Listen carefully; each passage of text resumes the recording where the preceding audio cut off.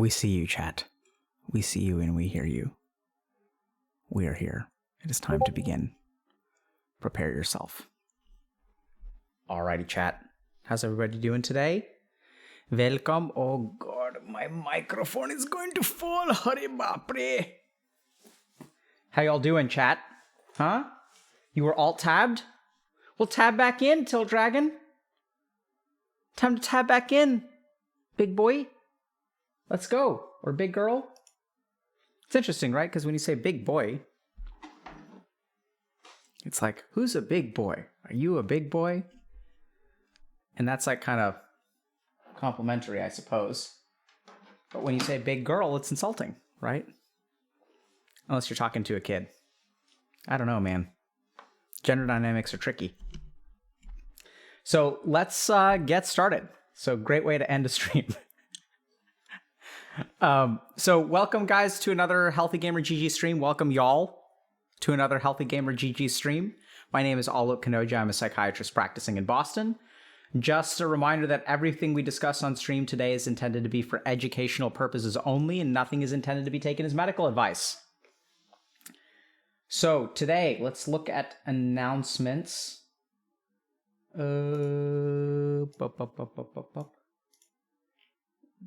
Okay, so,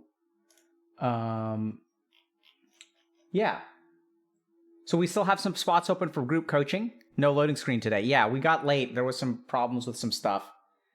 So still have a few spots open in group coaching if people are interested. Couple of other things to think a little bit about.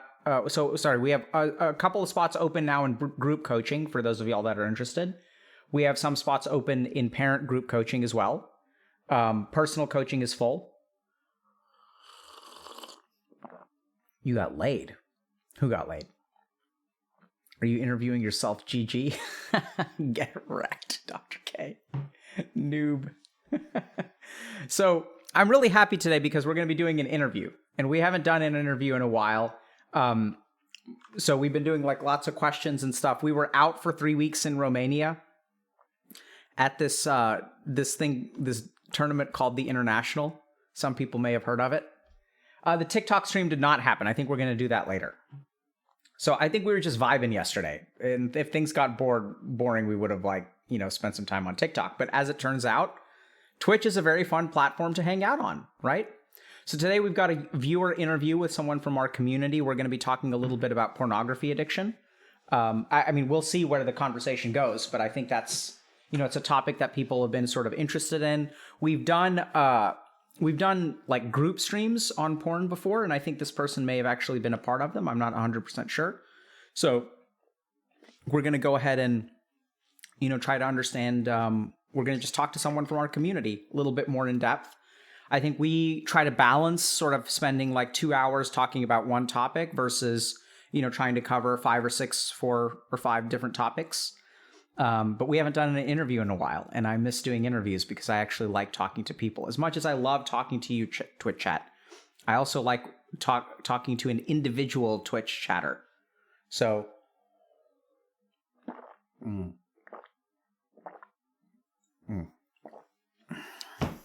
Vodka is delicious. No, it's not. It's water, chat. It's water. 12 days, day 12 of No Nut November. So let's go ahead and hop in with the interview. It's been a while since I've done this. Let's see if this works. Oh, God.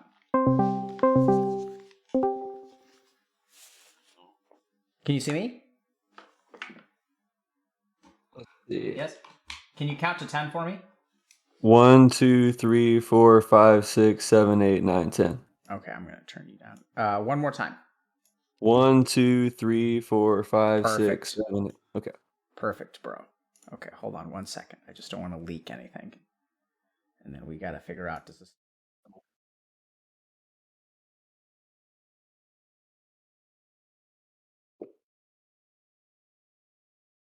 Oh, okay.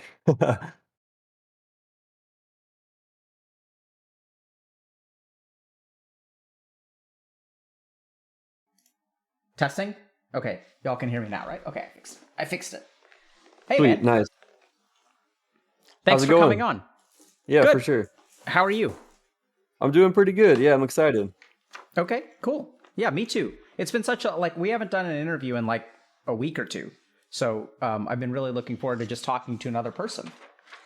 And so, tell me a little bit about like what do you go by today? Like, what do you want me to I'll call go you? by Moon. I was actually also in the NoFap stream, like the previous one. I wasn't in the porn addiction stream, so I was in the Okay, NoFap stream.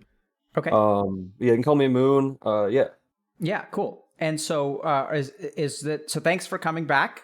I hope the NoFap stream was hopefully helpful for you in some way. I know a lot of people on the internet really found it helpful and enlightening.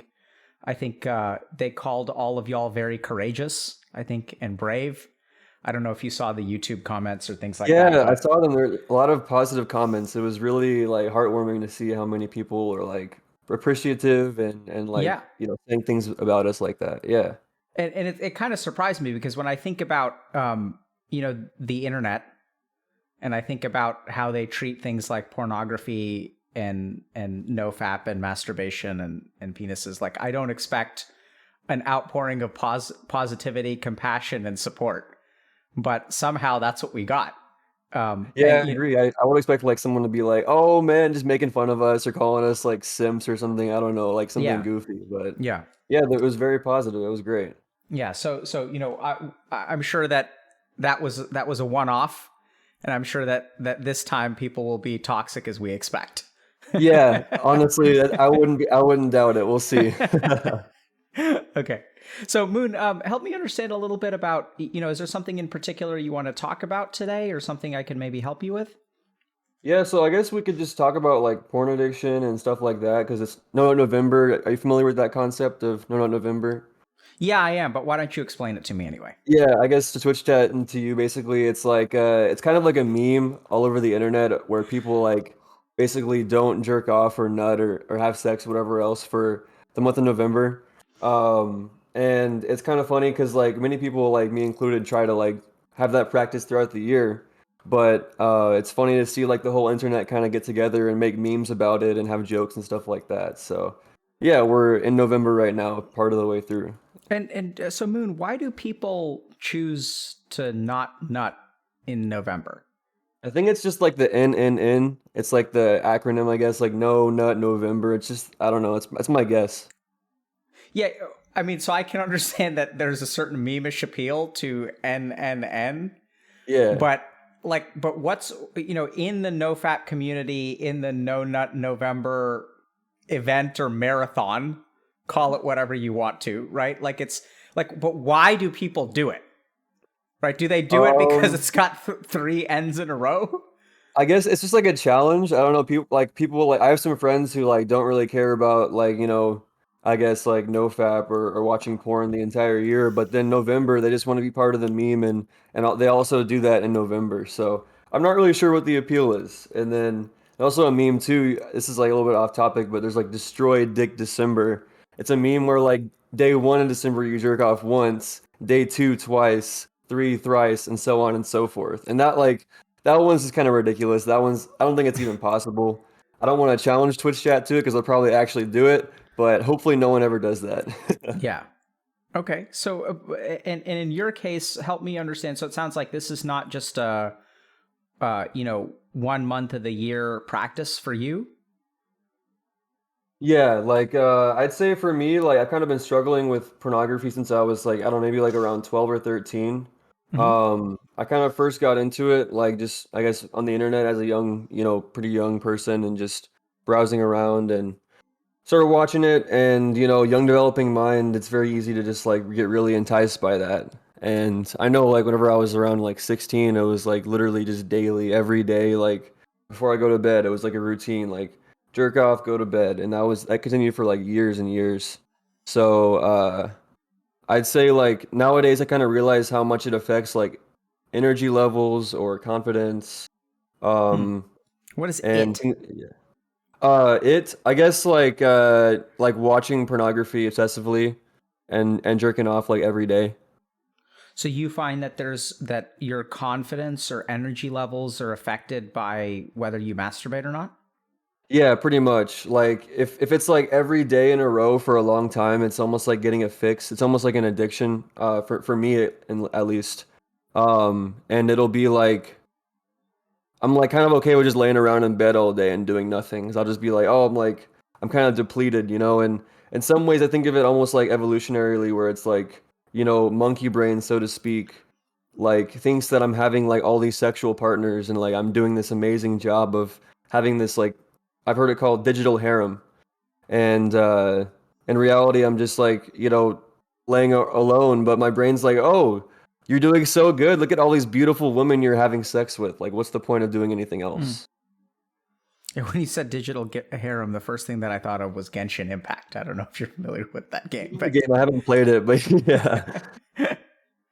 um, so that's interesting. So you've noticed like a pretty profound correlation between your energy level and excessive. I mean, I don't even know if that's really excessive, but daily masturbation, let's say. And you Yeah, said that, definitely. and you kind of got into it. You said at 12 or 13. Can you tell me a little bit more about that? Yeah, I guess like I just remember being really young and I remember on my parents' computer I just looked up boobs on Google. And then I was like, I saw it. I was like, I actually grew up like very hardcore Christian. So like, you know, pornography was like a huge sin. It was talked about. I've heard about it before. And I was like, I felt super guilty, but I also was like, back in my mind was like this, like, you know, the pleasure aspect of it.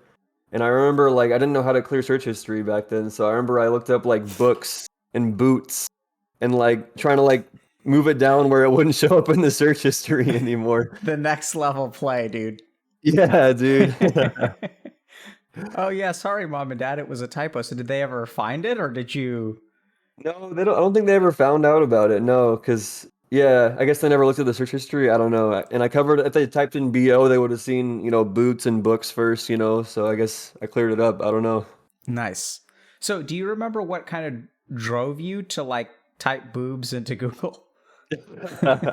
um, Honestly, I'm not really sure. I probably just like had like that curiosity from like hearing. It's almost like I've always been kind of like a rebellious child or whatever, like doing things against the rules. So just hearing like at church or whatever, like, oh, pornography is a sin, you shall never watch it. It was kind of like a, what if I did, you know?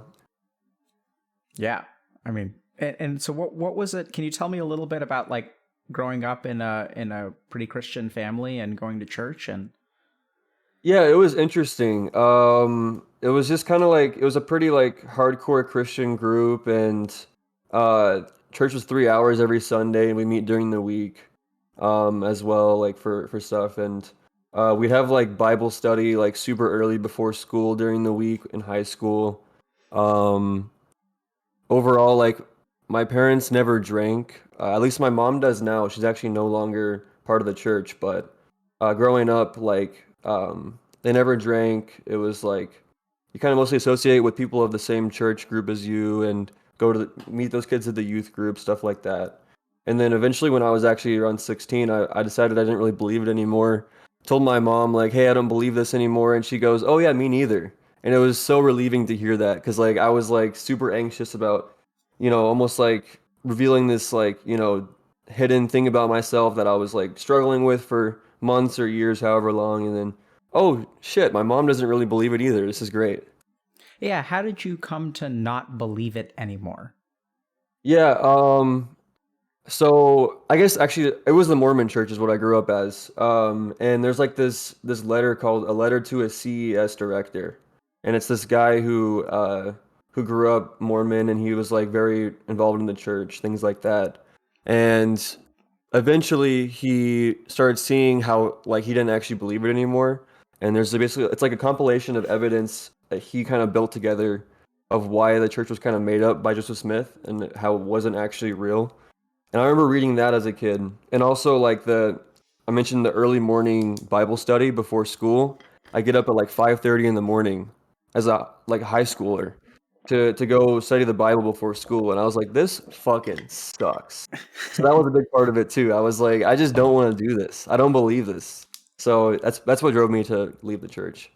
And what was it like? What was leaving the church like? So it sounds like you told your mom, and she was like, "Yeah, I don't believe it either." So I haven't heard you mention a dad. So Yeah, my what's dad, he's still Mormon, and like it's pretty rare. Usually, like when one part of the couple leaves the church, like they don't actually stay together. My parents are still very happily married. My dad is still he's still very hard. I wouldn't say hardcore Mormon. Like he's kind of like a cool Mormon, I guess I'd say, because like he still cusses, he gambles, like he like because there's a lot of rules in the church and stuff. So he'll still like make funny jokes, sexual jokes, stuff like that. But he still goes to church. So um, yeah, it still worked out for them. Okay, interesting. The cool Mormon dad. Yeah, for sure. And my also on his side of the family, my uncle, he's like pretty similar. Like he's like super fucking funny. Like, you know, he's still Mormon, but he'll still like he's still fun to hang out with. You know, it's not like because some Mormons are very hardcore Mormon. You hang out with them, and their entire personality in life revolves around that identity of being Mormon. So I'm hearing that your dad and uncle are like sort of intact human beings Yeah, that believe in a particular religion, but also have their own personality. yeah, for sure. It's part of their life. It's not like consuming their life. Yeah, that sounds rare. I don't hear. I mean, I imagine that people like that must exist. But most of the stories that I tend to hear about are, not like that. Yeah. Yeah, I'd say like so also leaving the church too, you asked a moment ago like how that was. My best friend was Mormon as well. We met when we were like 11 and him and I kind of left the church together. Um and so that was kind of sick because like we both kind of like moved away from it together. We were still close friends and I had like someone to like talk to about it. So that was pretty cool. And also but his dad was like the bishop of the church. So his parents were like ultra Mormon. Like their entire personality was around it. You know, they'd like have Bible study every day at their house and um they like, you know, really wanted their sons to go on a mission, which is like where you go on that 2 year trip to preach the gospel. So yeah, they were a lot more extreme. Okay. They're an example of that. Yeah. Wow. Okay. So I really appreciate you sharing that kind of context. I know we were sort of supposed to talk about nofap or porn or whatever. We can get back to that, but um, I personally just think it's really interesting to hear what your story has been like and what your upbringing has been like, and also to hear that there are, you know, Mormons out there who tell funny jokes and apparently gamble. Yeah, for sure. um, so, and so it sounds like you kind of got curious about pornography. You didn't know how to clear search history. It sounds like your parents didn't really know how to look through search history. Yeah. And so between 12 or 13, it kind of started out as curiosity. And then by the age of 16, you're kind of like, it maybe took on more of like an addictive kind of aspect. So can you help me understand how you started off being curious and how you ended up kind of dependent? Yeah, it started out as more of like occasional like curiosity or like something to look at, you know, for pleasure once in a while, but then it became like literally every day before I'd go to bed. Like it was just a ritual, you know. It was like I didn't even think about it. I just did it. Hmm. And what do you think it did for you? Um, I'd say like back then pornography, I mean, I guess it was just like a source of pleasure. Like it was like a fix. Um, it's like in some ways similar to uh, you know, a drug or alcohol where like that dopamine fix of it. Because there's a book called Your Brain on Porn by Gary Wilson. He's Hmm. actually like he's a great author. He actually passed away like, I think this year, but and it was like he kind of talks about like how much pornography resembles in the brain like a substance addiction. And I'm sure you studied as well like video game addiction, other like behavioral addictions, and I'd say pornography is definitely in that category. So if I understand you correctly, Moon, you left the church the same year you got addicted to porn? I guess so, yeah. I gotta go So back to being Mormon, I guess, if I want to quit porn. no, I was gonna say, it turns out they were right all along, right? Because they were telling you about the dangers of it. That's true, And yeah. That this Satan got me, you know, the devil got to me there. I yeah, it sounds like, the porn shall set you free from the Mormon church. guess so, yeah. They knew like if you watch that porn, they're never coming back, you know, like they're gone forever. But it is an interesting coincidence, right? Yeah, for real. I never thought about that before. um, so and so it sounds like you started to kind of notice that it was like habitual for you. When did you start to think it was a problem? Um, maybe like 18, 19-ish, I kind of like I found like the Reddit nofap, and like I started looking at that and even considering like maybe it's not normal to jerk off to porn every day. Um, and because like the thing is with pornography, like little like sidetrack tangent is like, 30 years ago when it was just magazines, it wasn't the same as like high speed video internet porn. And like that's like really what has made it where it's like it's definitely like harder to like to handle or get over. Um, How do you think pornography? What? So, I mean, obviously, a magazine is different from high speed internet porn, you know. yeah. But like, how is it different? How is it different? I guess like the brain thinks it's probably more real. Like a still image in a magazine is easy to look at and like kind of just like, do whatever. Like you might even use imagination still. But when it comes to a video, like it's there and it's like it looks so real. Your brain thinks it's real. Um, yeah, that's pretty much what would think is the difference. So you think there's just? It's interesting. You kind of mentioned imagination, and now that I'm kind of thinking about it, so I think there's really not much imagination. In fact, like that's the whole point of making porn more realistic or the sensory input is more encompassing. There's sound, there's movement, there's very high quality acting.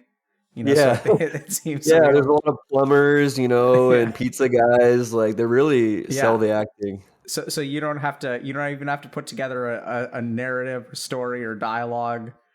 Um, Exactly. That's yeah, true. so it becomes more realistic. And so 18 or 19, you kind of started to explore like nofap, like, and you thought maybe this isn't normal. I think it is. I mean, I think most 18-year-olds, I don't know if it's healthy, but I think most 18-year-olds will masturbate basically on a daily basis. Yeah, I'd say maybe it's common, but I don't know if normal is really the same as common, you know? Yeah. Like like it's common for a lot of 18-year-old guys to watch porn and jerk off every day, but like I don't know the data, but like let's say 30 years ago with magazines, like maybe it was once a week to a magazine, twice a week, like it probably wasn't as like frequent because like I just think like pornography is really like effective at like hijacking that like primal brain of like new partners, like the whole I forgot what the name of it, but like the effect of like where a new partner Hmm. will like I guess arouse like the experiment with rats where they had rats and they had like the same partner every day, and after a while like it kind of stopped caring, but a brand new partner it immediately was like fully like in there, like it was excited and ready to Yeah. go. And that's kind of how it is with pornography. It's like a constant like you know I haven't never really been to this point, but like many people will describe like having 40 tabs open in their browser and like looking for that perfect video and like spending hours and hours of like just browsing different content, in one session. Hmm. And so, what do you mind if I ask how old you are now? I'm 22. Okay. So it sounds like you started to explore nofap around 18 or 19. And so, what have the last few years been like for you? Yeah, I mean, I think it was kind of like on and off. Like I would kind of like work on it, or I would like meet a girl and be with her for a while. Which like whenever I was with somebody, I wasn't really like jerking off or whatever. And then I'll kind of just go back to it, whether it was from a breakup or whatever else. And then what kind of got me serious about it too was it's not there anymore actually, but in your Discord there used to be a Brahmacharya channel, where we met a lot of guys there, and we would like have like a camaraderie of people there, and we actually made like a spin-off kind of server. I think you'll like the name. It's Brahma Chads, and and the that's kind number of our community now. the number of the number of spin-offs Discord servers we've had has been very fascinating. Yeah. Brahmachats. I knew you'd That's like that because it's the whole really Chads funny. meme. You actually, yeah, yeah. Oh my god, it's so funny. It's what's really funny about it is that Brahma. I don't know if you guys like if y'all know a lot about Hindu mythology, Like but divine or God, right? Like, is that well, what it means? Brahma himself was a fucking pervert. Oh yeah. A lot of Okay, I people didn't don't know actually know that. like the backstory of Yeah, that. so we'll Yeah. tell you guys maybe the story, but so Brahma is not actually worshipped like in most. There's one Hindu temple to Brahma in India, It's interesting because there's kind of like a splinter version of Hinduism in Indonesia, in Bali. So you'll have temples to Brahma there, but Brahma was like pretty incestuous and lustful. It was one of his many flaws, apparently, in the Yeah. mythology. So, What a Chad, right? um, but yeah, so we can talk about that in a second if we can talk about brahmacharya and stuff. But I'm kind of curious. So you mentioned I was confused by this other concept. You said something like sometimes you had met a girl or had a relationship with a girl. What does that mean? What is this? I What is this guess mythical creature that you describe? what is a female? Oh my God. No. I guess like for example, like freshman year of college, like I was pretty into like, the party scene. I went to a party college. And BYU. Yeah. BYU, yeah, yeah, we're crazy out of BYU. BYU Hawaii. Nah. But yeah, I met a girl and like we kind of hit it off and we ended up like hooking up and then like it started off as a hookup though. That's the thing. We hooked up and then the next day she was like, or like maybe second time we hooked up, she was like, "Okay, so like what do you want out of this?" And I was like, "I don't know." And she's like, "Do you want to like get together?" I was like, "Sure." So that was like kind of like my first relationship. It was really more like involved with like it was more like lustful based and like revolved around like getting inebriated. Um, but yeah, that was like my first like I guess real relationship, I'd say. And then I had one later than that. And that one, I guess actually that one was affected by pornography though. I guess that's a big thing that really got me to be more serious about it was I don't know if you have heard about porn-induced ED or like when basically like you just can't get it up with the girl in real life because the brain gets so like I guess sensitized to having pornography. I experienced that with my ex and like I could I felt like so fucking terrible about it and it just made it so much more real to me because before that it was kind of like oh whatever like maybe it would be good to quit to being like oh my God like I literally could not have sex with a real woman because my brain preferred looking at a screen. Wow. Um, Take some balls to share that on the internet, man. Yeah. I commend you, and I think so. What it sounds like that was kind of like a wake up call for you.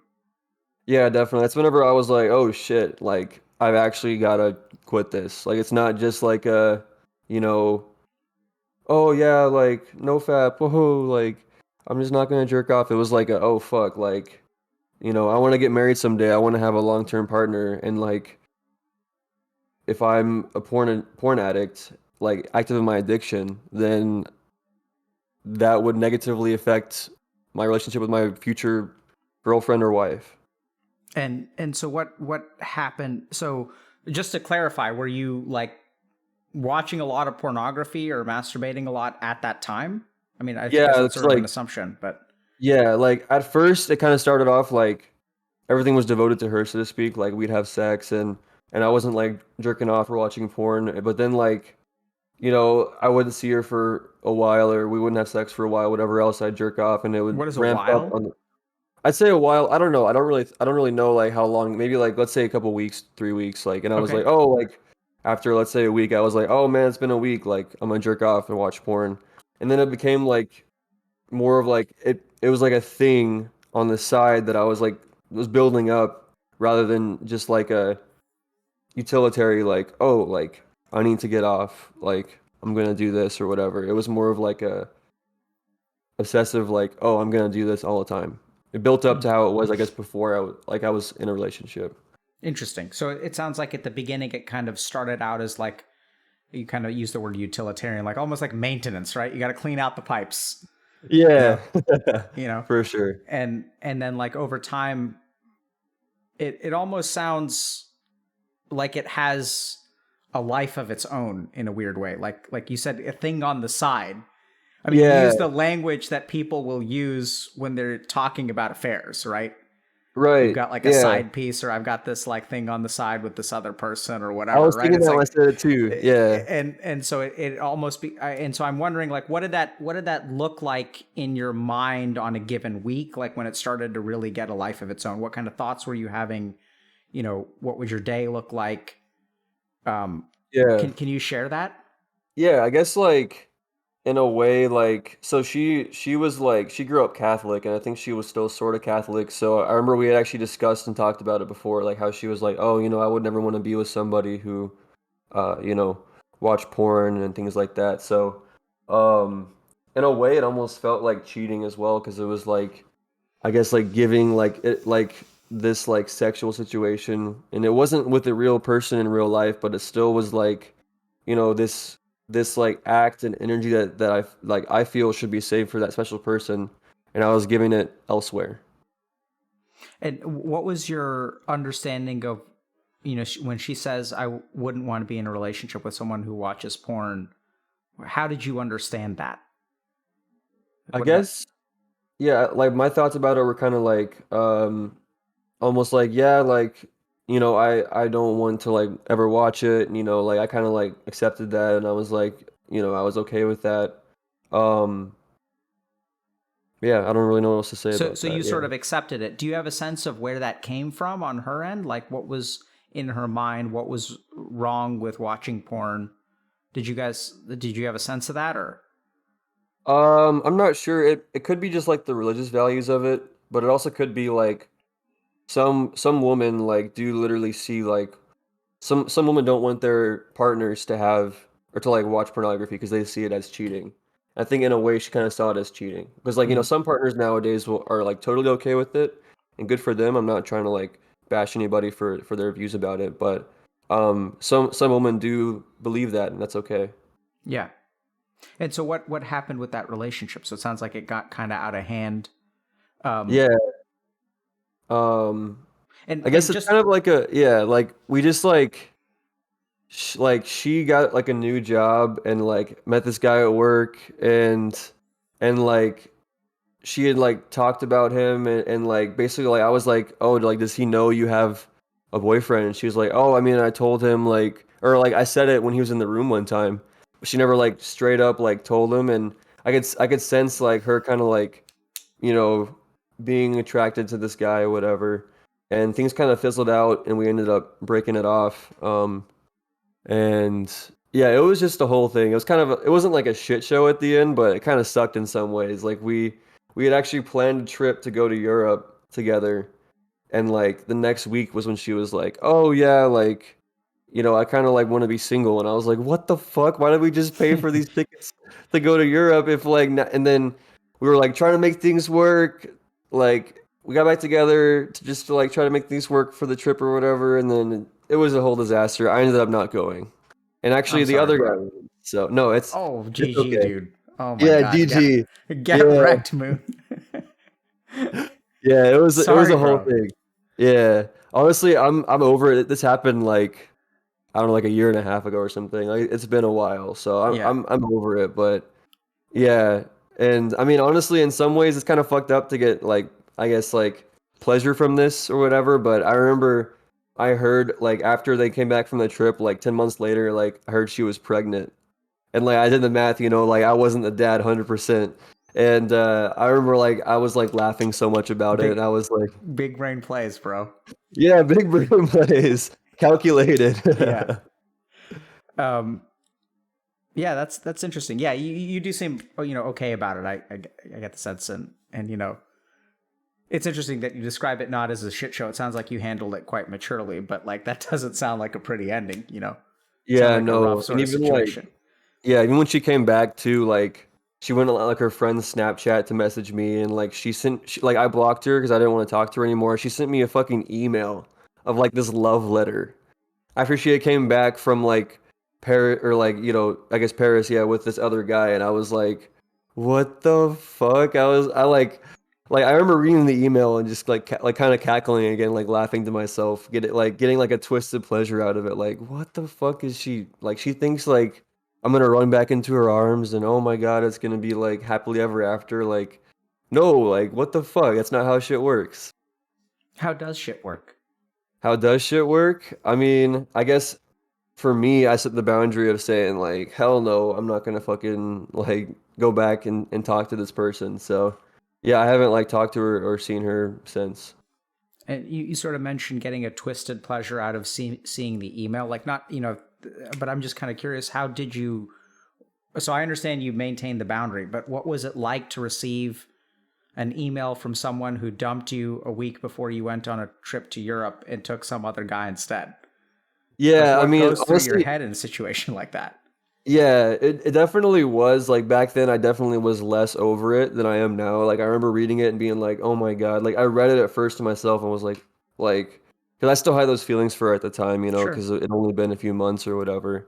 Um but but yeah, I just remember like as far as the pleasure though, I remember I was like showing people at work like oh my God, like read what my ex sent me like over email because I blocked her, and they were like, "What the fuck? She's crazy." And I was like, "Yeah, like I don't know what she thinks is gonna happen." Like, so that was like the twisted pleasure out of it, where like for example, with the person like the having a child too, like it's kind of messed up in a way to be like laughing and like about someone else having a child if they don't want to, but at the time I remember just being like, "Oh my God," I remember being like, "Oh my God," like, well, she's not gonna leave this guy now, and at least not like entirely. Yeah. And I was like, I'm not gonna go back to her again. So it was just, yeah, it was just a whole thing. So how did you get, you said you were less over it then, and you clearly seem to be over it now. And I really also appreciate, Moon, your ability to kind of acknowledge some of the feelings that you have that are not necessarily the brightest and happiest, right? So some amount of like, like the phrase "dodged a bullet" comes to mind. Just Yeah, hearing about this story, I right? use that phrase a lot. Yeah, whenever I was talking about it to friends and stuff. Yeah, Yeah, and so I get that, and I genuinely do appreciate that you can understand and accept that you got some kind of like guilty pleasure out of this, and not necessarily that you fed into it or like encouraged or anything like that. But how did you, like I'm just thinking about even like putting myself in your shoes. I imagine I'd be like devastated. I imagine that being rejected so fucking hard, um hopefully, yeah, there's a particular word that I was thinking about using, but I don't know if it's against TOS.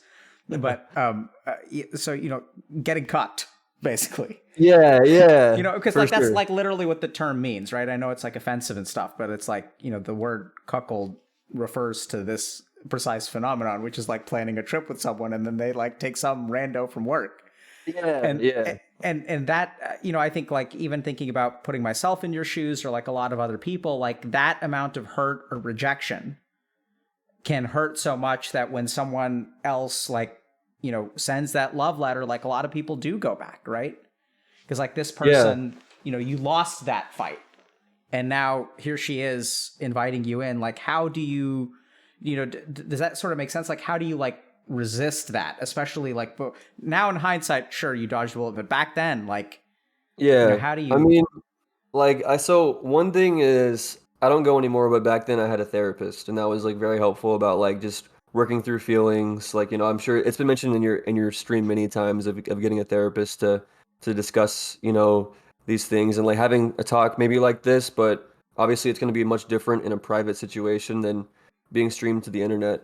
So therapy really helped me getting over that, and and then one more thing is, I guess, like I just was hurt so bad by it. I was like there's no way. Like I was like I refuse to even consider the option.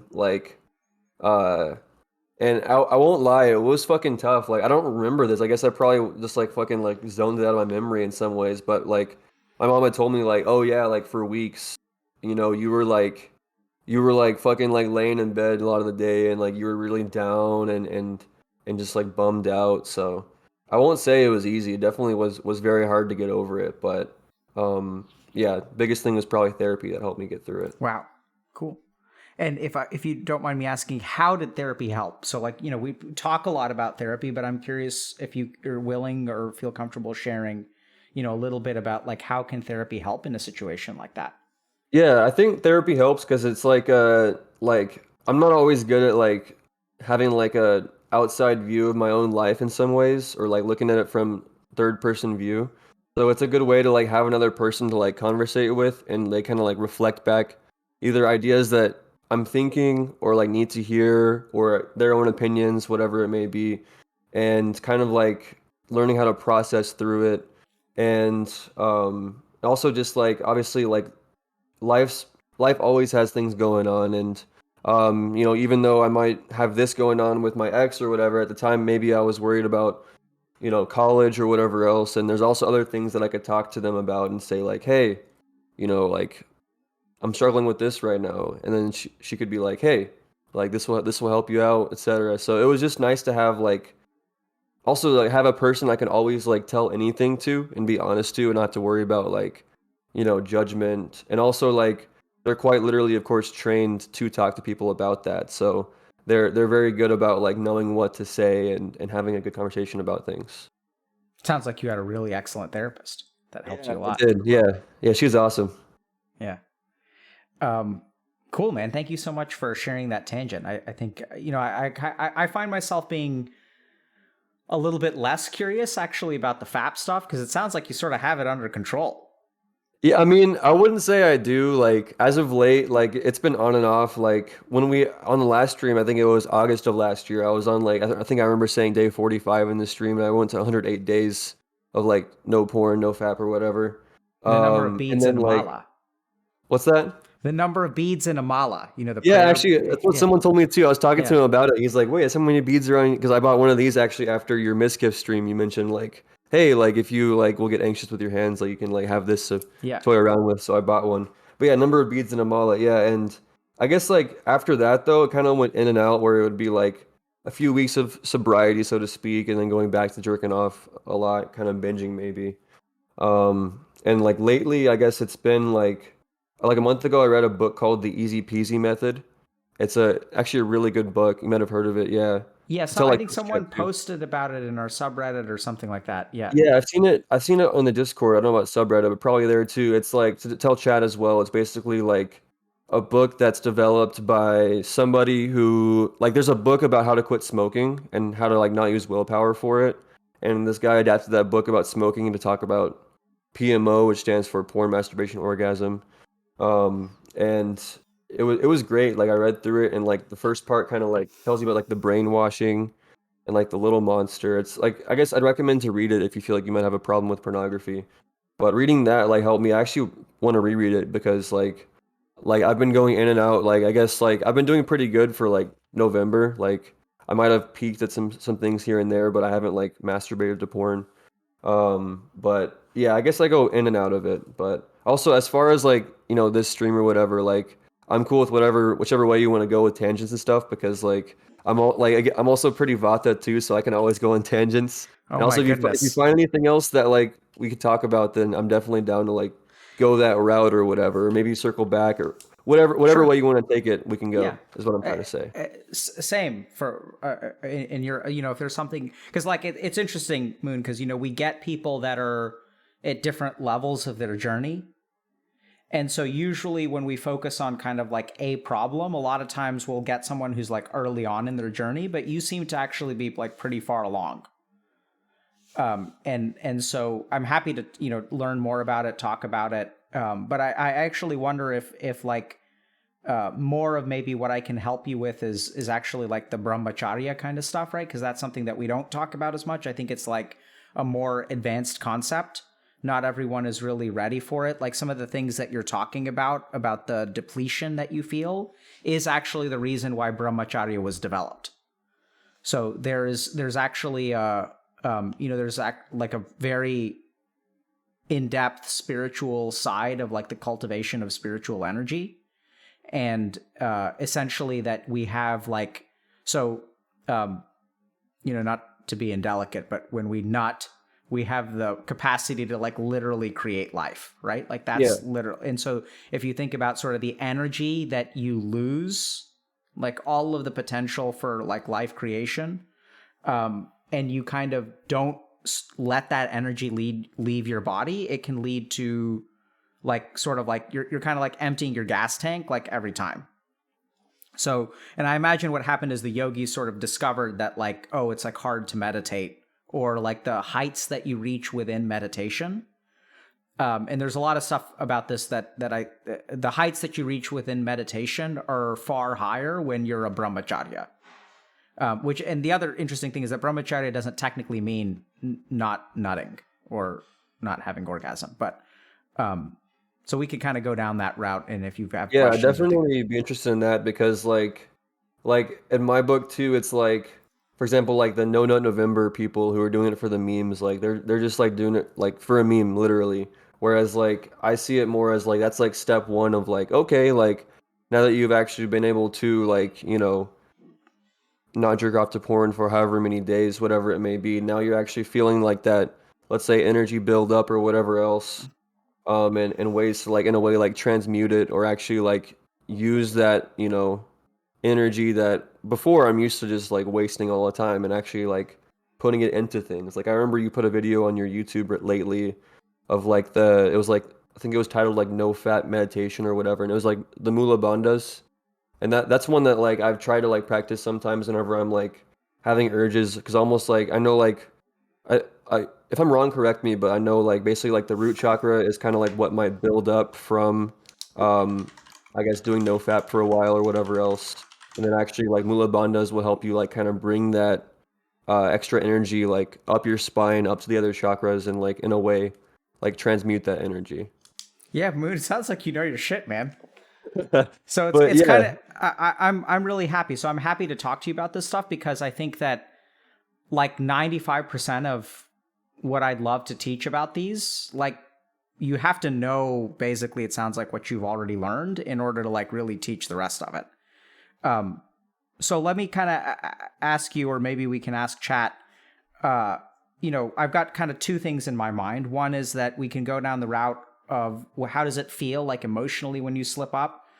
How do you slip up? How do you perceive slipping up? I'm a little bit curious about like relationships and some of the details around like, if you're in nofap, does that mean that you can have sex, but you're not allowed? Like, so there's like nofap related stuff and also like kind of more detail about, where you're at and things like that. Or we can sort of go down the spiritual route. Do you have kind of a preference or? my first thought is that like I know some of the previous streams content does cover a lot of like the slipping up type things and like relapse. I know like the stream that we had for the group was a lot about like, oh, like how do you prevent relapse? What does it mean? Whereas like I don't know if you really have much content about like actual like brahmacharya practice and the spiritual cultivation of energy. So my first thought is that path, but if Okay. Twitch chat does want to go the other one, we could go either way. Okay, let's can we do a poll? Do we have someone in chat? It seems like always, Twitch chat wants both. Yeah. Um, so maybe what I think well, actually, so if it's split 50-50, um we're going to actually do what you want because at the end of the Sick. day, because we don't both and none. Okay, so let's just go down the spiritual route. Um so you seem tell me about the brahmachads. What are you The all about? brahmachad. Yeah, so basically it's kind of just like a group of guys because like whenever they like archive the channel and Healthy Gamer Discord, we still wanted to have a place to like, kind of like interact and things like that. So we created like this Discord to just have a way, like a community of guys who are all trying to get over this same addiction. And actually, I say guys, there's a few girls that joined as well. So like I don't want to say like only guys can have porn addictions, of course.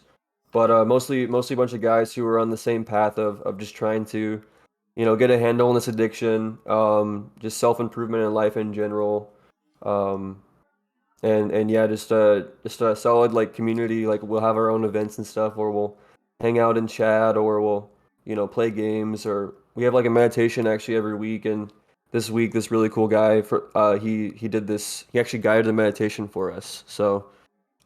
That's kind of, I guess, the Discord. Yeah, the Brahma Chads. Okay. And so I'm a little bit curious. I'm glad you kind of mentioned women because I think that when we think about pornography addiction, we primarily think about men. And I know this sounds kind of weird, but like, do you know if like women get mistreated in that group? Oh, like in the Discord? Yeah. No. Like honestly, so I guess I've only ever known of two girls that joined. One was my friend, Amber. I think she's watching right now. So Amber, I love you. She joined because I moved in. We lived together, and she was like, "You have a NoFap Discord? Oh my God, can I join?"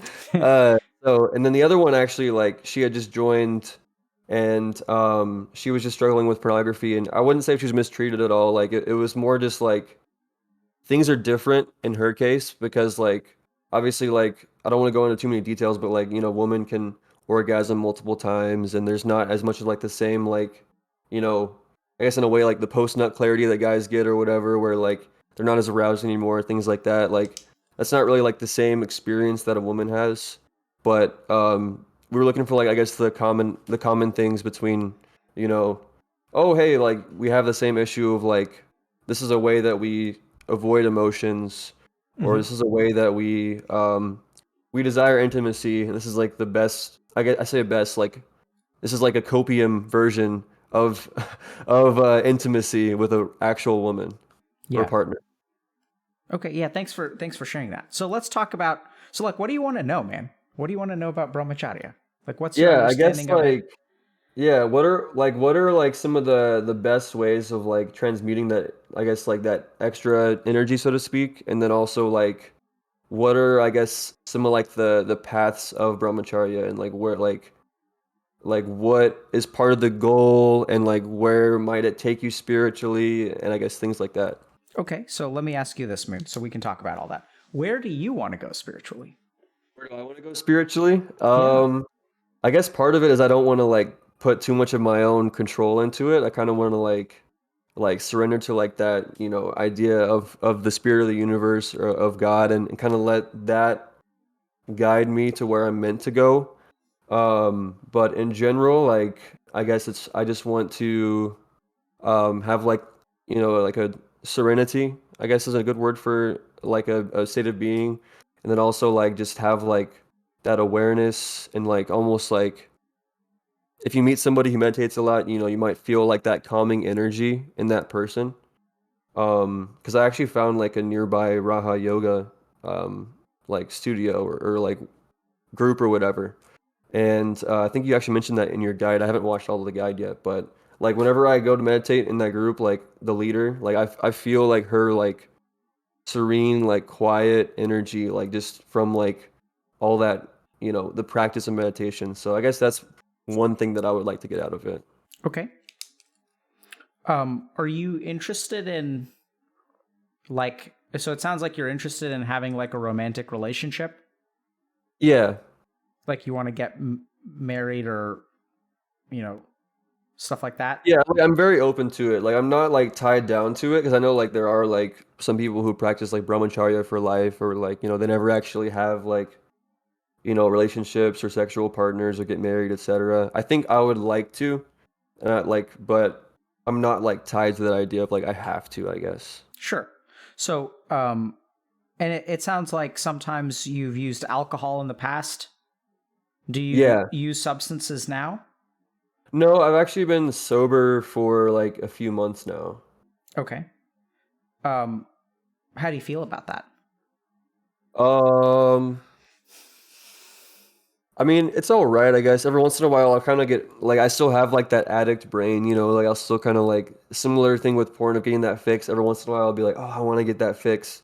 But in general, like I don't really miss it. It's kind of just like it was like just like a way to like meet people, like the culture around it, like as far as like like smoking weed with people and just hanging out and vibing, or going to a bar or a party and getting drunk. Like it's pleasure, it's fun, but it's also like not always as fulfilling.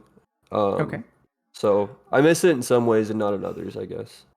So so let me kind of share with you what my understanding of brahmacharya is.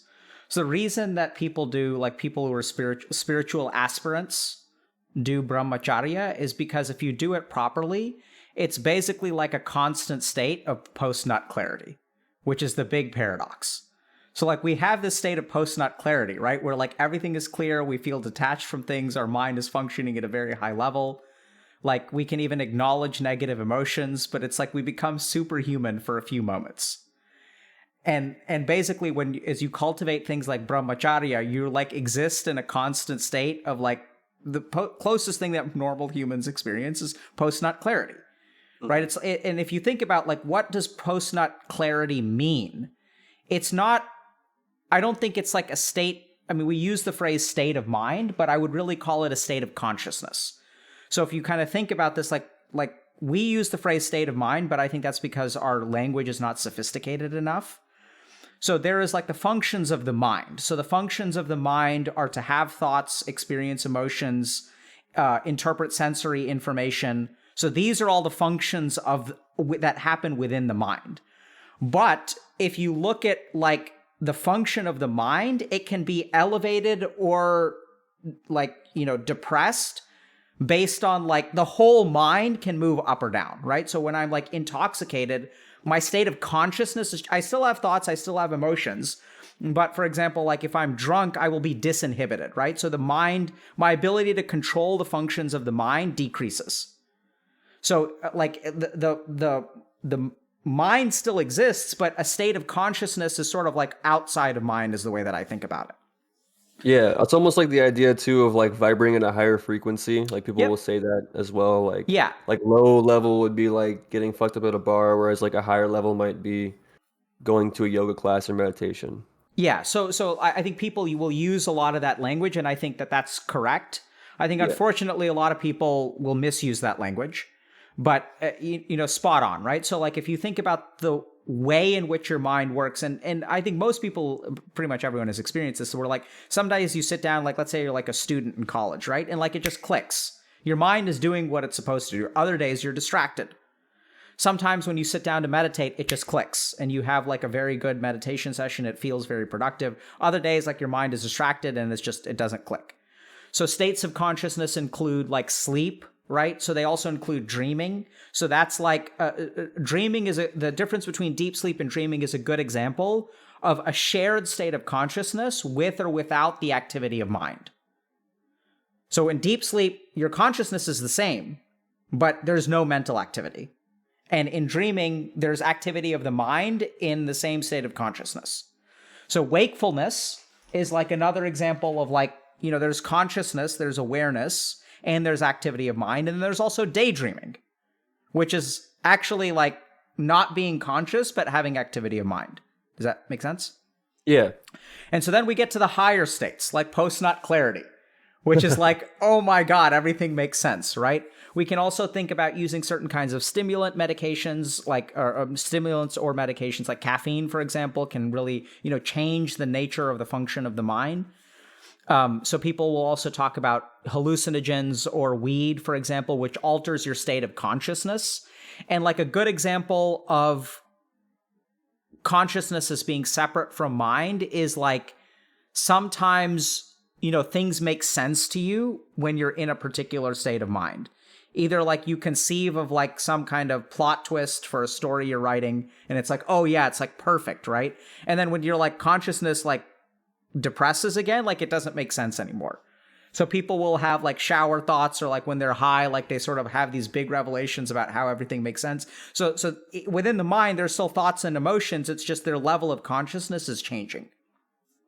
In medicine as well, we kind of talk about, very simply like people who have dementia and stuff. So like, there's a fluctuation in the state of consciousness when some people are in the ICU, for example, and, they're on ventilators and we have to sedate them. Like we give them consciousness altering drugs. So the purpose of brahmacharya, so once we acknowledge that there is like things that happen within the mind, and outside of that, there's almost like this elevator that can move the function of mind as a whole up or down. But within the mind, we have thoughts, emotions, whatever. It's just our state of consciousness determines how controlled we are by mind, basically. You have a question? Okay. Oh, no. Okay.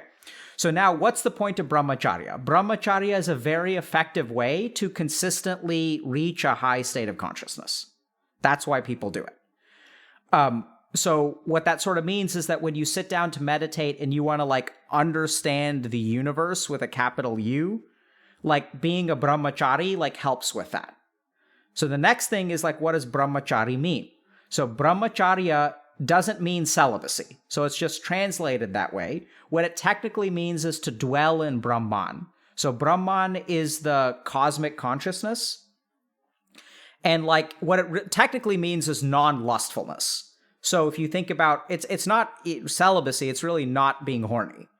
So that you can engage in sexual acts with the same detachment that you detach from other things. So, if I'm like, let's say my kid wants to draw a picture and she like gets really upset that it's like a frog instead of a princess. And like, to me, it makes no difference. I can appreciate drawing a frog and a princess. It's just my degree of attachment is separate. So this is the reason that brahmacharya kind of has its own phrase, because it's essentially a form of attachment, is for a couple of reasons. One is that there is a physiologic or psycho-spiritual impact from ejaculation. Actually, it's not even orgasm, technically. Those are two separate things. So even female brahmacharis can participate in different activities than men. And so really brahmacharya is really more about not nutting than it is about having sex. Technically, it's not even about having sex. It's about being non-lustful. So when our mind dwells in Brahman and we don't become horny, then like a big pull to the world gets fixed. So if you look at like what keeps us from meditating in a healthy way, it's like sex and romance and all that kind of stuff. Like it pulls our mind. Like it's such a powerful pull to worldliness that like eliminating it is sort of like solves a lot of our problems. So the desire for food, for example, is driven by biological means as well. But the desire for sex and procreation is a lot stronger. So as we engage in that, our mind is pulled towards these things a lot, right? So and I think it also kind of makes sense if you look at it scientifically. The number of people who have pornography addiction is probably way higher than the number of people who have food addiction. Both are addictions. Both of them are bad. But like pornography is just like, procreation is just a bigger part of our brain. So it's easy to get sucked into things. The other component of brahmacharya is the sort of creative energy Shakti stuff. So Shakti is the Sanskrit word for energy. And you deplete a lot of your energy by engaging in sexual activity. So and there's also like, then we can get into the weird esoteric stuff. So like there's this substance called ojas, which is produced, I think, in your testes for men. And as you engage in sexual activity, your ojas gets depleted. And so ojas is like your vital life force. It's also what's viewed to be depleted in cancer. So if you look at people who have cancer, like they're wasted. And if you look at like, I don't mean that in terms of drugs. I mean like they literally have like, even their temporal muscles, like they'll have these little dimples in their like right here, because we normally have muscles over here that kind of get shrunk. So people in cancer are in catabolic states, which means they're gobbling up all their own muscles and things like that, and they kind of like get wasted. And so in the East, they kind of call that an ojas depletion. On the flip side, you'll have people who engage in regular spiritual activities who like they glow, like they have this energy, they have this serenity, they have this peace, even in their skin. Like there's just this like glowing energy, and that's ojas. So brahmacharya depletes ojas, and like sort of is like not brahmacharya, but engaging in sexual activity is like removes like a plus 30% buff to all of your checks. It's like a flat across the board, like advantage to any kind of like mental check, spiritual check you make. Yeah. There's also gets into weird, like super weird esoteric practices and theories. Like there's this idea that ojas like gets formed in the testes, and this kind of, you mentioned the Muladhara chakra. And as you engage in brahmacharya, that energy starts to travel upwards along your spine. And when it reaches the bindu visarga is when you start to have samadhi and spiritual experiences and things like that. Is that like a Kundalini awakening? Is that what that? Yeah, so it's correlated with Kundalini awakening. So Kundalini is like sort of like a parallel system. But brahmachari practices are a big part of Kundalini awakening. The other interesting thing is that there are some Kundalini practices which are sexual in nature. But for example, we reviewed someone's post yesterday who was talking about like their brain got busted through meditation. So when I was being initiated into Kundalini, like true Kundalini yoga, my teacher told me like when you do these practices, like we're going to go out to the woods and like we're going to stay in a hut together for a week. because as we awaken your Muladhara chakra, like you're going to become like hypersexual. Like it's a part of the process. And so the closest thing that I understand now as as a psychiatrist is when you look at bipolar disorder and you have mania, people who are manic will become like hypersexual, and it's like clearly like a pathologic hypersexuality. It's like they'll fuck anything that moves. And it's like they lose control of like their sexual urges. And through the process of Kundalini awakening and Muladhara chakra practices, if you do like the real legit practices, like your guru takes you out to the woods and you become like hypersexual for a period of 3 days or filled with lust, and they keep you away from anything else. And so they'll like guide you through that process, clear out your Muladhara chakra, and then the Shakti can continue to rise. As it goes through the different chakras, you will have similar experiences. So like you'll have different kinds of like arguably even negative experiences. So as you go through your heart chakra, your Anahat chakra, you will have like an effusion of compassion. So this you also see in mania, where you'll get some people who, like I had a patient once who found a homeless person on the street and like brought her home. And like his wife was like super confused. So he like brought home this homeless woman and like, you know, like told her like, yeah, like please take a shower, we're gonna feed you, I'm gonna like, you know, I want to help you. And it was nothing sexual or anything like that, but it was just like an over emergence of compassion that was very like boundary crossing. And his wife is like, you know, who is this person, where did they come from, how long are they staying? And my patient was like, well, they're gonna stay as long as they need to because it's the right thing to do. Oh my God. Yeah. You know, which is like, it's like a good thing, and the homeless person was super appreciative of it, but it was also like he wasn't in control of his, you know, compassion. Right. And so when it comes to Muladhara chakra practices, there are also like other practices. Like I don't really recommend you do these, but you know, so for example, like as a medical doctor, I was looking at certain asanas or yoga postures that people do, and realized that like some of the yoga postures, like there's one that I call the nut buster asana. And so there's this one where you like basically sit on your heels, and your heels, like your heel presses up against your perineum. Oh yeah, I think I heard about that one in the video I mentioned earlier. Yeah. Yeah. So that one is like, so what that literally does is compresses blood flow to your testes. Yeah. So like the blood vessels that go down into your testes and it's different. So even in the yogic, theory, that practice is for men. So there's a different posture for women to attain the same thing, which makes me think that it's physiologic. So I think essentially like the yogis like sort of figured out that they're like these physiologic effects. So some of these practices will have a physiologic result of, you know, decreasing blood flow to the testes, which in turn will reduce your testosterone level. As your testosterone level decreases, you'll become more nonviolent. So you move more towards ahimsa. Your general lust will decrease. And as your lust decreases, like your mind will be less occupied by lustful thoughts and makes it easier to meditate, right? So it like reduces the difficulty of successful meditation practice. And then there's all the weird Shakti stuff as well. So that's kind of like a quick overview of Brahmacharya. Okay. That reminds me too of like people who talk about like, you know, eating meat versus vegetarian, how like vegetarian can help you like cultivate a better spiritual practice because you're more like you're not like eating this animal and like being that animal, I guess, in some ways. It's almost like you're more detached and more like spiritual. And I think probably less testosterone too. I'm not really too sure about all the details, but yeah.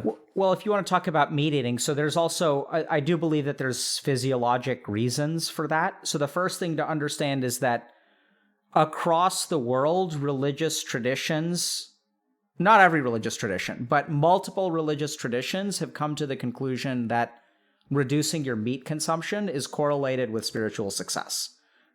So when I see something across the world, like I don't know that, for example, the Hindus like communicated with the Catholics about Lent. I don't think they did. I think the Catholics sort of figured out that like, oh, if we cut back on meat consumption, it helps us pray. And like the Hindus figured out the same thing. The Buddhists figured out the same thing. Like lots of people sort of came to this conclusion independently. The most bizarre thing I've ever done is I've had multiple patients who I will teach to meditate, and they get super into the spiritual side of things, and they come from cultures that are like very, very heavy meat eaters, and not having any kind of like moral like stance, they'll actually give up meat. So people from like South America, like countries like Argentina and stuff, and they'll be like, yeah, I just don't like the way that it makes me feel. And I'm like, what the hell? You've been eating steak 4 times a week for the last 30 years of your life. Yeah. And so they'll sort of independently come to the conclusion that it affects their meditation practice. That's really cool. Yeah, because I met a guy recently who I bought like some disc golf discs from, and basically he said, like, he was talking to me. We talked for like 4 hours after, and he was like trying to be like, you have to be a vegetarian, like it's gonna level up your spiritual experience. Like he was trying to like convince me to it, and like I've thought about it, or at least like reducing meat intake. So I was just curious about like that as well. Yeah. Yeah, so there's, unfortunately, I don't have really, I mean, there are some scientific theories, which I don't think the data is too profound for. So there are a couple of different things to consider.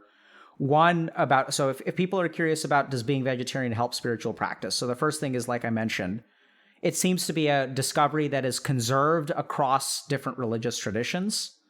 So it's not like, not convergent. Is that called convergent evolution? There's some term in evolution where, like, you know, bats evolved wings and birds evolved wings and insects evolved wings, but they each independently evolved them, right? It's not like there was a wing and then they descended down. So it's not like a common founder. And generally speaking, within evolution, when you see that, it speaks to the value of wings as an independent factor, which is why they evolved multiple times. And so I see the same thing in religious traditions and meat eating.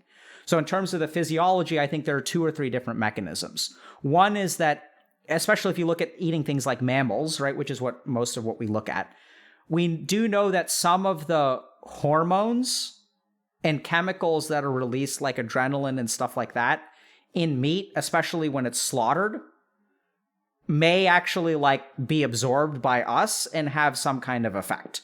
So bodybuilders will use things like bovine growth hormone because they started testing for human growth hormone. So then, like, you know, like bodybuilders would extract growth hormone from cows and they'd inject it for like muscle growth, right? So there's some cross reactivity to growth hormone from different mammals. And similarly, like adrenaline, cortisol, some of those things may actually make it through the GI tract and affect us physiologically. Generally speaking, we don't really know though. Like, so when you eat a piece of meat that's been slaughtered in a particular way, like you may be getting some of the psychoactive substances that were released in the animal during slaughter.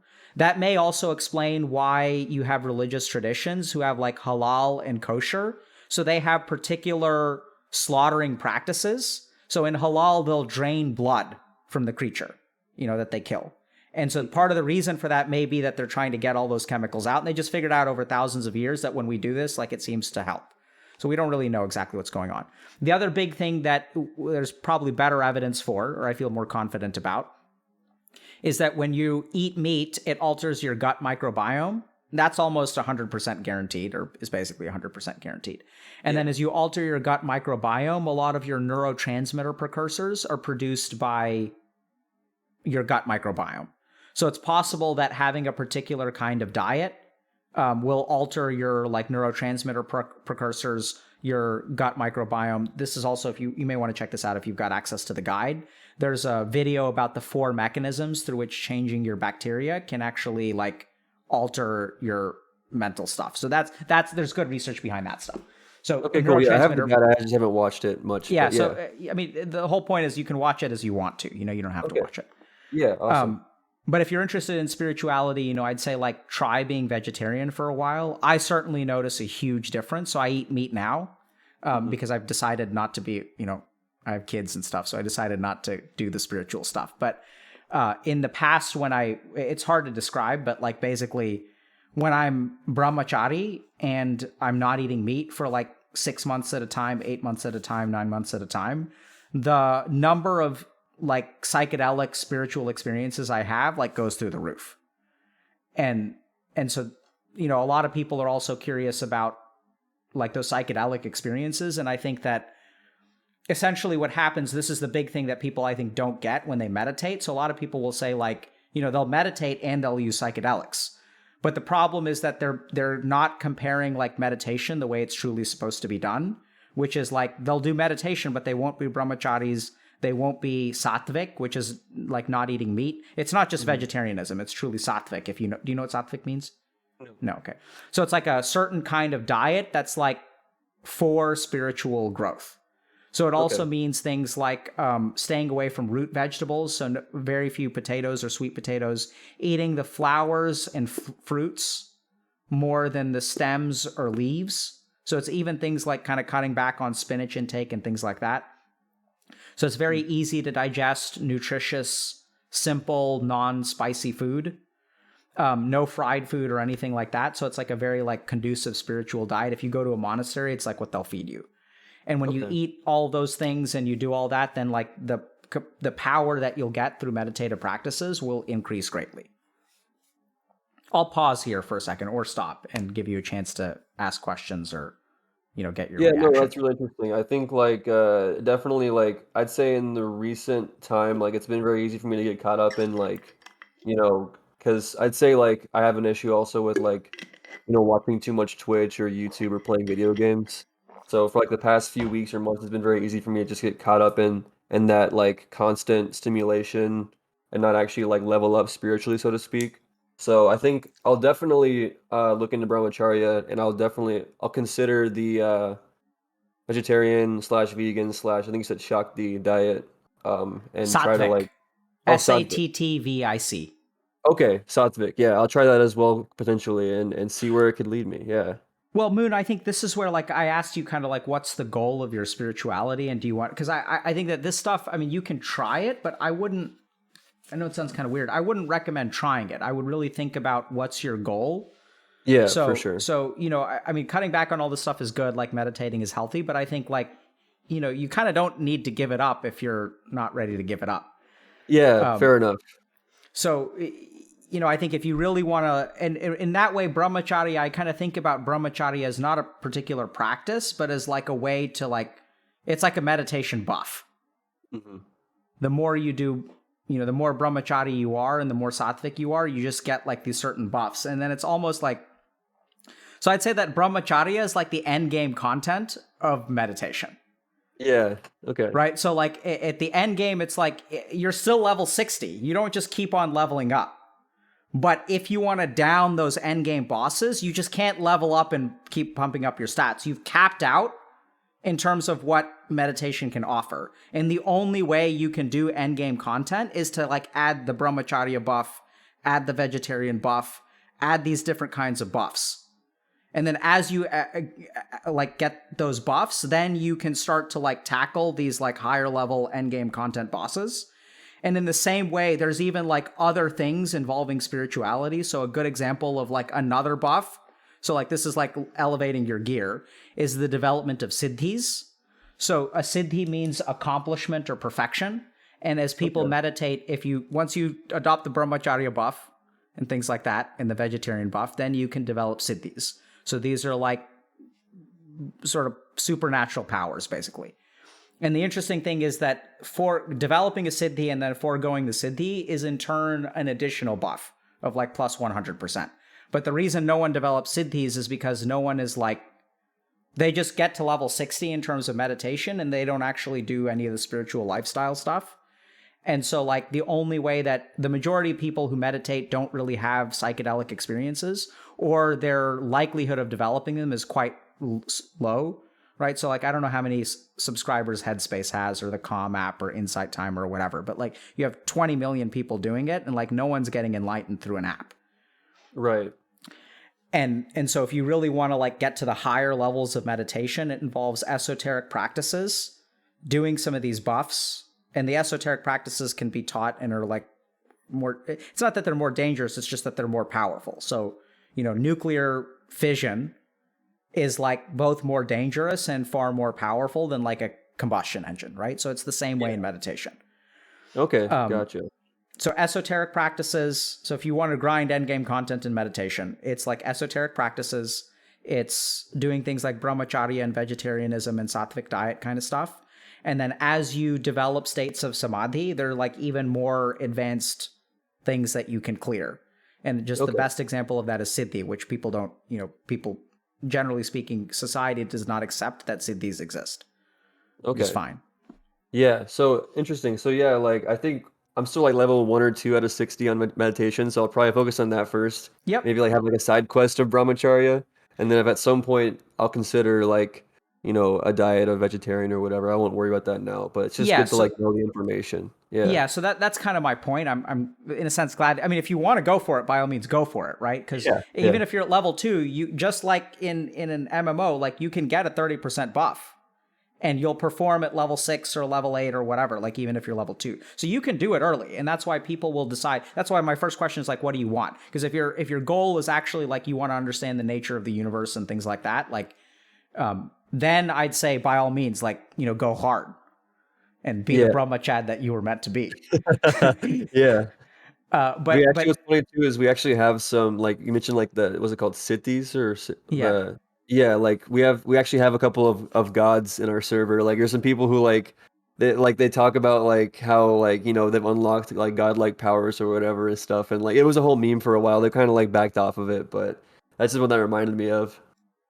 yeah. So one of the key things about Siddhi is that talking about developing a Siddhi is one of the biggest missteps you can make when it comes to Siddhi. So there's even like guidance about managing Siddhis and stuff like that. And the moment that you communicate the development of a Siddhi to someone else, it's the biggest pitfall. So Yeah, communication of a Siddhi and using of a Siddhi are the two biggest pitfalls that must be avoided. And then it's kind of like you lose that buff if you do either of those things, and then you lose the yeah. Siddhi as a result. So it's kind of It reminds complicated. me, I forget the name of it, but like the Buddhist like little stories they tell of like they have like a meaning behind it. I forget what they call those, Koan? but I think so, yeah. And there's one that was like, if you meet the Buddha, kill him. That's what it reminds me of. Is like, don't like reveal that, I guess development of that. And if someone walks around saying like, I am Buddha, I am Jesus, like, like it's just like, I guess the whole point is like the koan has more behind it than's actually at surface level. But that's kind of what I got out of that koan. Yeah, I think when it comes to meditation, I think the tricky thing is that so most people will start meditating for either one of two goals, either a material goal or an immaterial goal. So like I'll come to people and they'll say like, oh, like for example, like I went to TI recently, right? So I have this group of like 6 pro gamers who are competing in a $45 million tournament. And they're like, we want to meditate so that we can win TI. So that's like material gain. I Yeah. also see that with, ER physicians who are like, I want to meditate so that I don't like, when I'm going into surgery or I'm doing some procedure, I don't get distracted and I'm exhausted and I've been on the ship for 24 hours. There's a Hmm. material gain. The other reason that people do it is for an immaterial gain. So this is like, I have anxiety. So I want to control my thoughts. I want to feel less depressed. I want to build more self-esteem. I want to have more compassion. But still, both of them have gains, right? They're looking for the big gains, man. That's what we're all about. And the big irony is that as you become successful in meditation, you get those gains, but what you lose is the goal. So then it's like, as you meditate successfully, you begin to realize like, oh, this is not actually what I'm looking for. And so this also has to do with siddhis. Siddhis are essentially a very high or intense, it's a high level mob. There's a low level mob, which is as I meditate and I become better at life, can I let go of the goal of becoming better at life? And if you don't let go of the goal, you become more worldly and you lose spiritual energy. And then you've lost the point of meditation, even though it worked.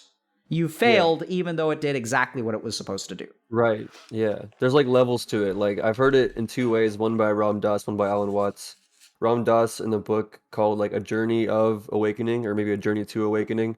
He talks about like how like as you meditate, many people experience like, more women being interested in them, more career success, again, these worldly material gains, and that'll trap them and they won't actually go to the next level.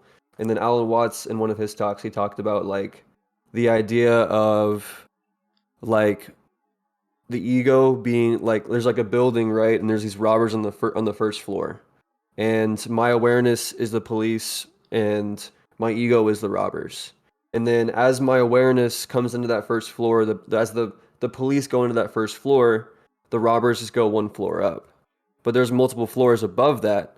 So like you might think like boom, like robbers are floor 2, awareness is floor 1. I'm like, oh, I got it. Like I'm I'm awakened, I'm enlightened, whatever. Yep. But in reality, it's like there's still more up there, you know? Yeah, well said.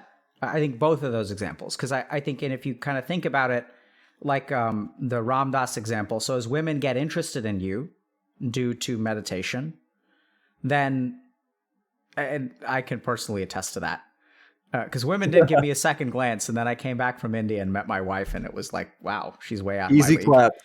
Easy clap, really. It was, I didn't even realize I didn't understand. Yeah. There's anyway, so, and so what happens is as you meditate, you become more materialistically successful. And as you, like, it's kind of like, it's almost like one of these, like, it's almost like Who Wants to Be a Millionaire, where it's like you answer a bunch of questions and at any point you can cash out. But if you cash out, the game ends. Yeah. So as you start to meditate, and I've seen this a lot in spiritual communities, chicks get into you or men get into you, whatever.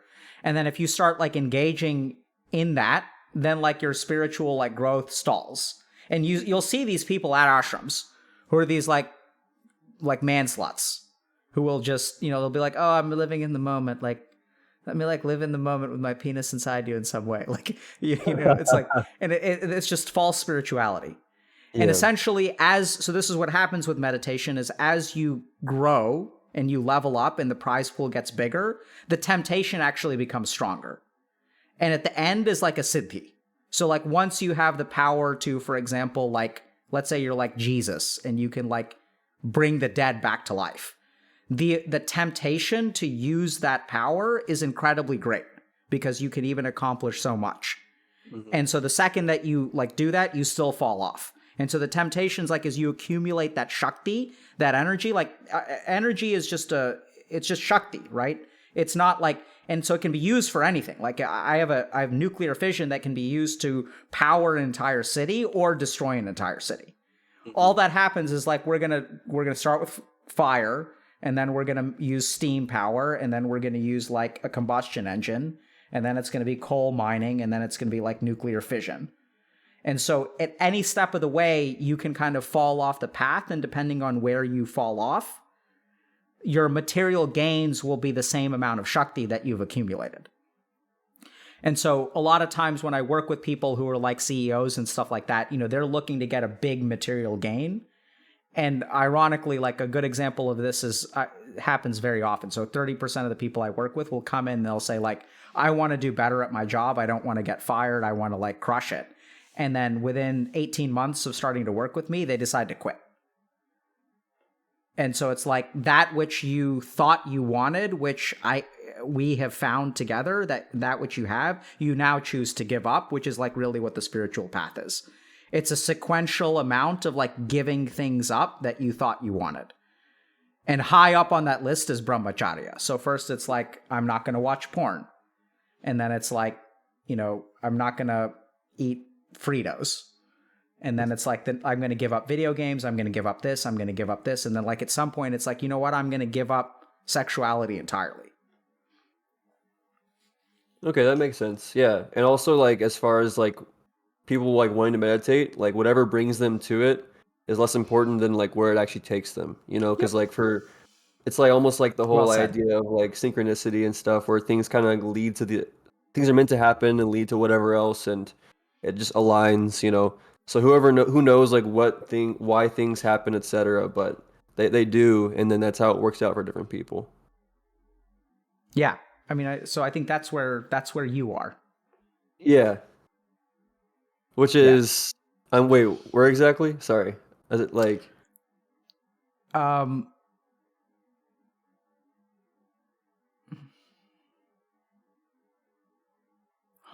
debating about how to answer this and whether I should answer it. If you don't want to, it's okay. I'll figure it out if not, but yeah.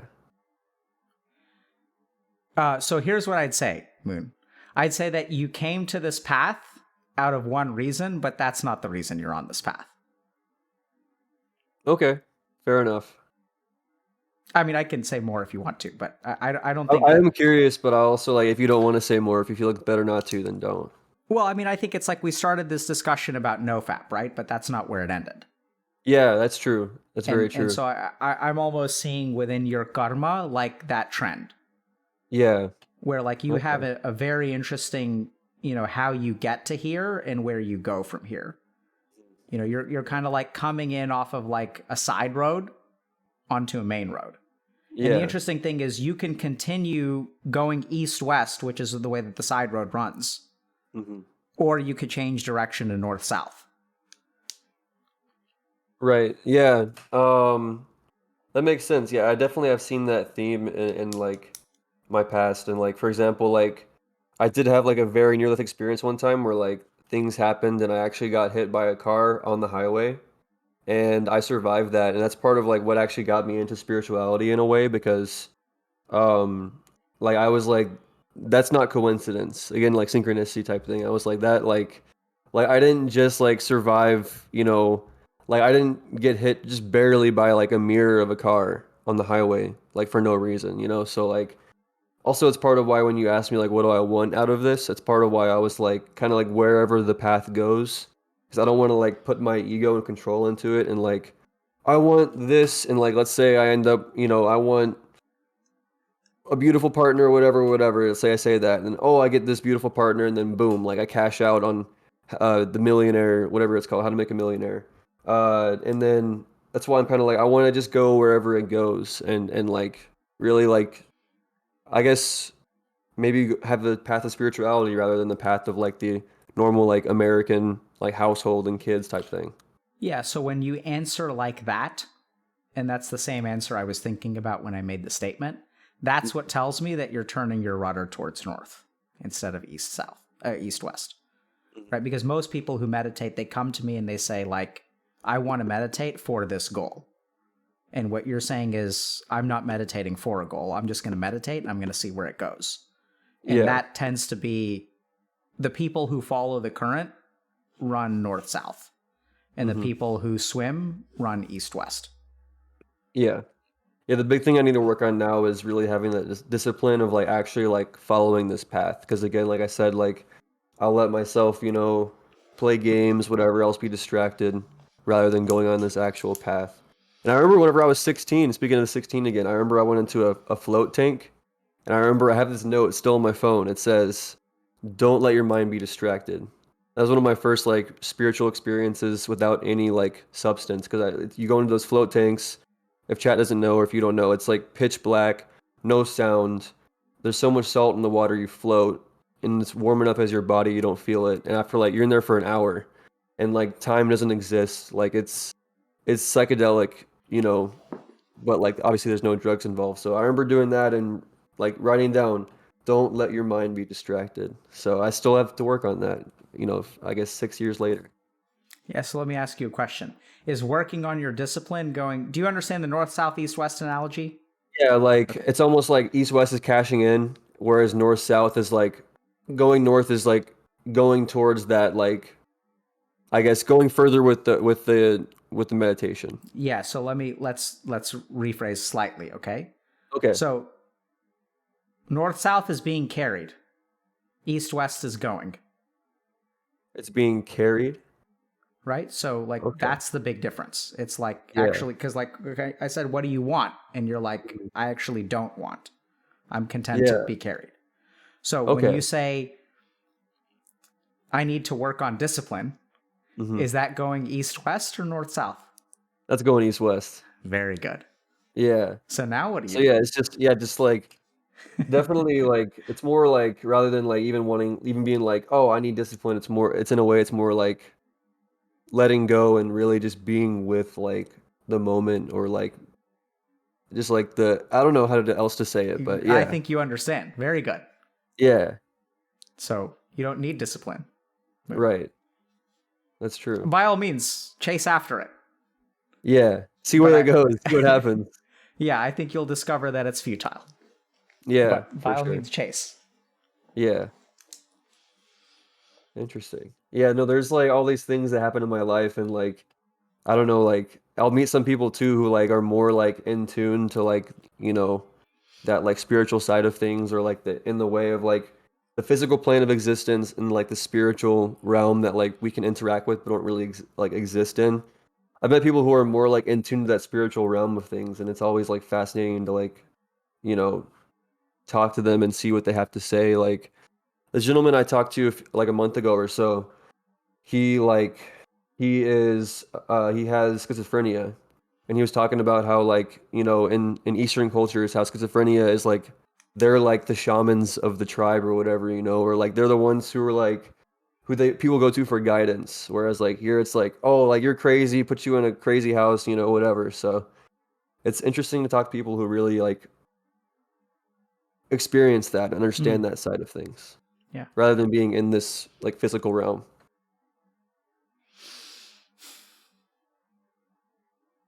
Yeah. So I kind of feel like this is, I sort of felt like mm, what I wanted to share with you was the final way about you said I need more discipline.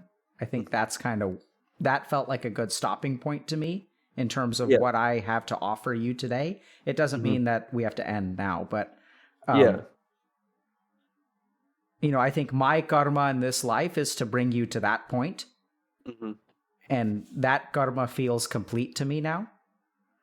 At the same time, I'm happy to answer questions if you have, and I imagine I have to give you, if not anyone else, a specific meditation practice of some kind. Yeah. So I guess like you said, bring me to that point, and the point maybe I'll say in my words what I think you mean by that. So maybe you can clarify things or correct me. So that point you like brought me to was like realizing like the whole analogy of north south east west, and realizing that even the idea of like me saying like, oh, I need discipline to meditate is the east west, even though like in my mind it was north south of like, oh, discipline myself to meditate rather than like meditate to meditate. Excellent. Yes. Yeah. Okay. So that's a good example of the robbers moving up a floor. It's still a Yeah. desire. It's Yeah, still I a see what you material mean. Like gain. I was like the Yeah. robbers were like, okay, now you desire discipline. Yep. Ah, we got him. He's trapped. Yep. Like, Yep. Yep. Yep. Yep. Yep. Yep. Yep. Right. yeah, So gotcha. well done. Interesting. You set Yeah. that trap up all by yourself. Yeah, I did. I definitely did. Yeah. Right. Um, but yeah, if nothing else on this topic, if we, I don't know what time it is. I have my thing full screen, but if we wanted to wrap back to the other side of things, where you mentioned before of like relationships or what does it mean to be on NoFap, as far as like having sex, things like that, we can go back to that if you want, or if you have anything else you wanted to cover on this side of things, or we could wrap it up with meditation, whatever you want to do. Yeah. So I feel like talking about, you're not the right person to talk to about NoFap. Okay. Okay. Right. Yeah. Fair enough. So I appreciate that. That's where, I respect the journey you've been on and stuff like that. But I think oddly enough, the reason we have these conversations on the internet is to help other people who can relate to where you are. Yeah. I think the people that we've helped with this conversation, hopefully, are the ones who understand this east west, north south thing. The ones who beat themselves up over not being good enough meditators, Yeah. Fair right? enough. It's almost like, in a way, I'm like the person who came to you for meditation to be better at my job, but then I realized like I wasn't actually here to get better at the job. I was here for, you know, another reason, I guess. And like in this case, it was like I came here for no fat, but that's not really like where things went as far as like my path. Like in a way, like in a way, it's almost kind of like how I said, oh, I need more discipline. And in a similar way, my brain is like, oh, I need to do no fap, or I need to do brahmacharya, or I need to do, uh, not watch porn. It's almost like identifying with that rather than just like going north still. Yep. So I think our conversation is a good analogy for where you need to go, which Yeah. is where life takes you, Mm-hmm. right? So I do have, or so it sounds like you have some experience with meditation. Yes, a little bit. So Like I meditated. I don't have it as a practice yet, but I've meditated. Yeah. So, Moon, are you able to detect without the use of your fingers which one of your nostrils is open? think it's my left. You can tell? Just Yeah. Like I just breathed out. Like I felt like it was my left side. Is what I felt okay. like. So let me just think about. I'm going to teach you a Svara practice. I'm just trying to think about which one. Give me a second. Yeah, no worries.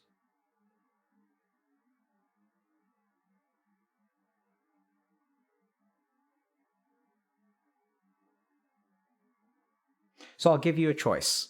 Actually, hold on. Let me think about this. Do I even want to give you a choice?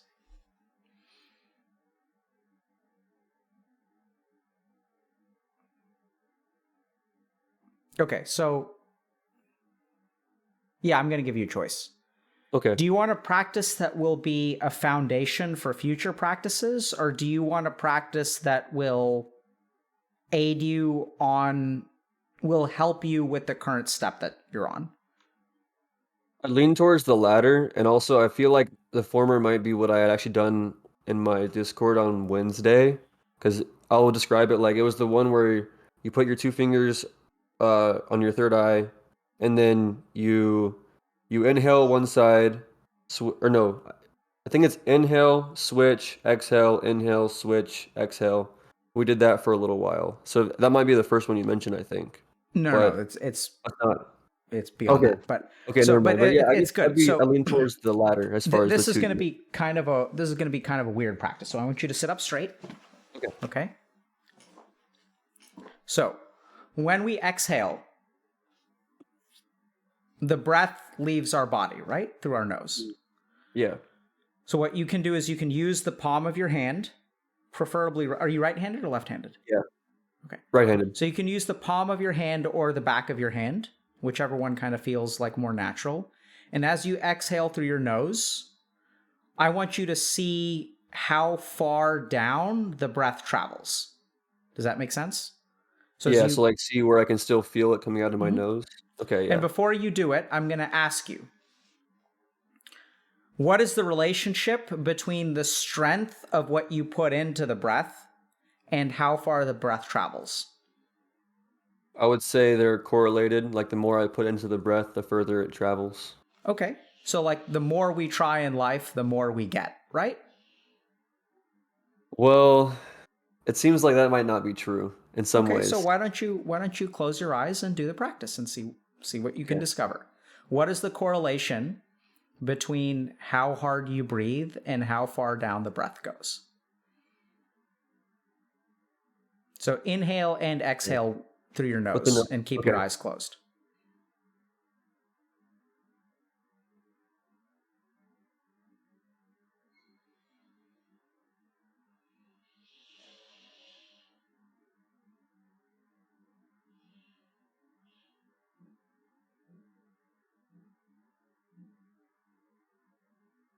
Okay, I think I see what you mean by that. Okay. Like it, should I keep doing it or should I describe like what I You're welcome to describe it, but Okay. Like I think what I see is like when I breathe out faster, it feels like I feel it here more intensely, but I don't feel it lower as like at all or not as much. But if I breathe out like more like slowly, it feels like it gradually goes down, but I can feel it lower. interesting. So you almost seem to be implying that the opposite of your original belief is correct. Yeah. That the less you try, the further you go. Yeah. And I mentioned earlier disc golf, and that actually also applies in that where like as far as the form for how you know what disc golf is, by the way? Mhm.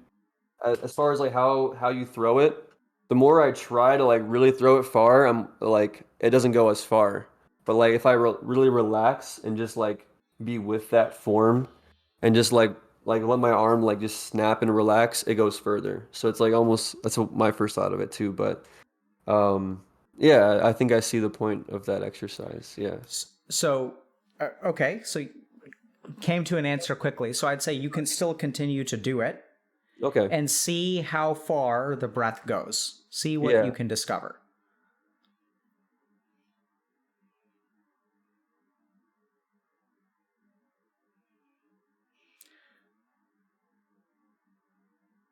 So I'd say like let's give other people a chance to practice. We'll practice for like a minute or two, okay? Let's practice for 2 minutes. Okay, sounds good.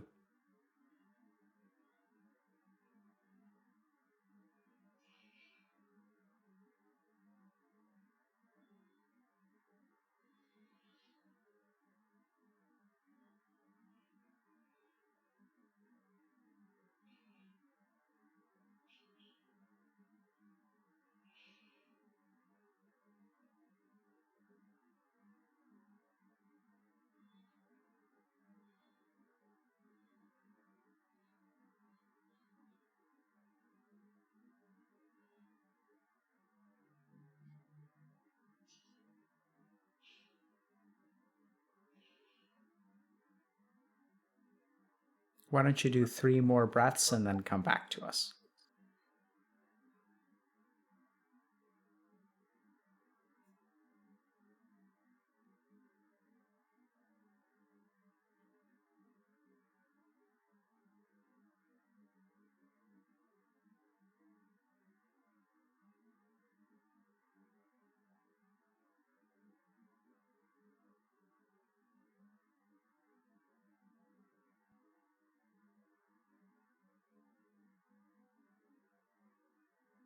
Okay.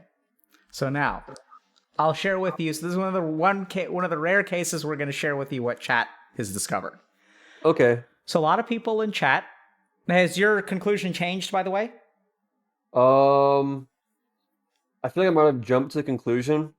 I definitely did, but like, it seems like I don't know. Like, I guess whenever I breathe out hard, like I can feel it lower. Maybe I don't know. It's hard. I actually don't really know. I'll be honest. Okay, so that's totally fine. So one thing Yeah. that I'll tell you, Moon, is that this is not a practice for you to do once.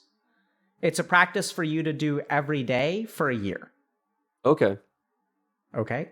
So like, and it's kind of weird, but like, I'm giving you an east-west, but you're going to end up going north-south. So this is the other tricky thing about teaching meditation is oftentimes like, it's like running a placebo-controlled experiment where like in order to achieve what you want to, you actually have to like not tell people what you're shooting for. Because if you tell people what you're shooting for, it'll become east-west and they'll lose the north-south. Does that make sense? Yeah. Yeah. So just do the practice. I think you'll gain, I'm confident that you'll gain what you're supposed to gain. You don't have to do it really for a year. You just do it until you're done doing it. Okay? So your initial thing was that actually like the harder I blow, like the less distance it travels. Some people are saying the opposite. The majority of people are saying, the harder I blow, the further it travels. Some people are even saying that it's independent of how hard I blow and it travels the same distance. So let's just think about this scientifically, for example. Yeah. Like, do you think the principles of physics change depending on who the person is? No, probably not. So how do we understand that we're getting 3 separate answers for such a simple thing?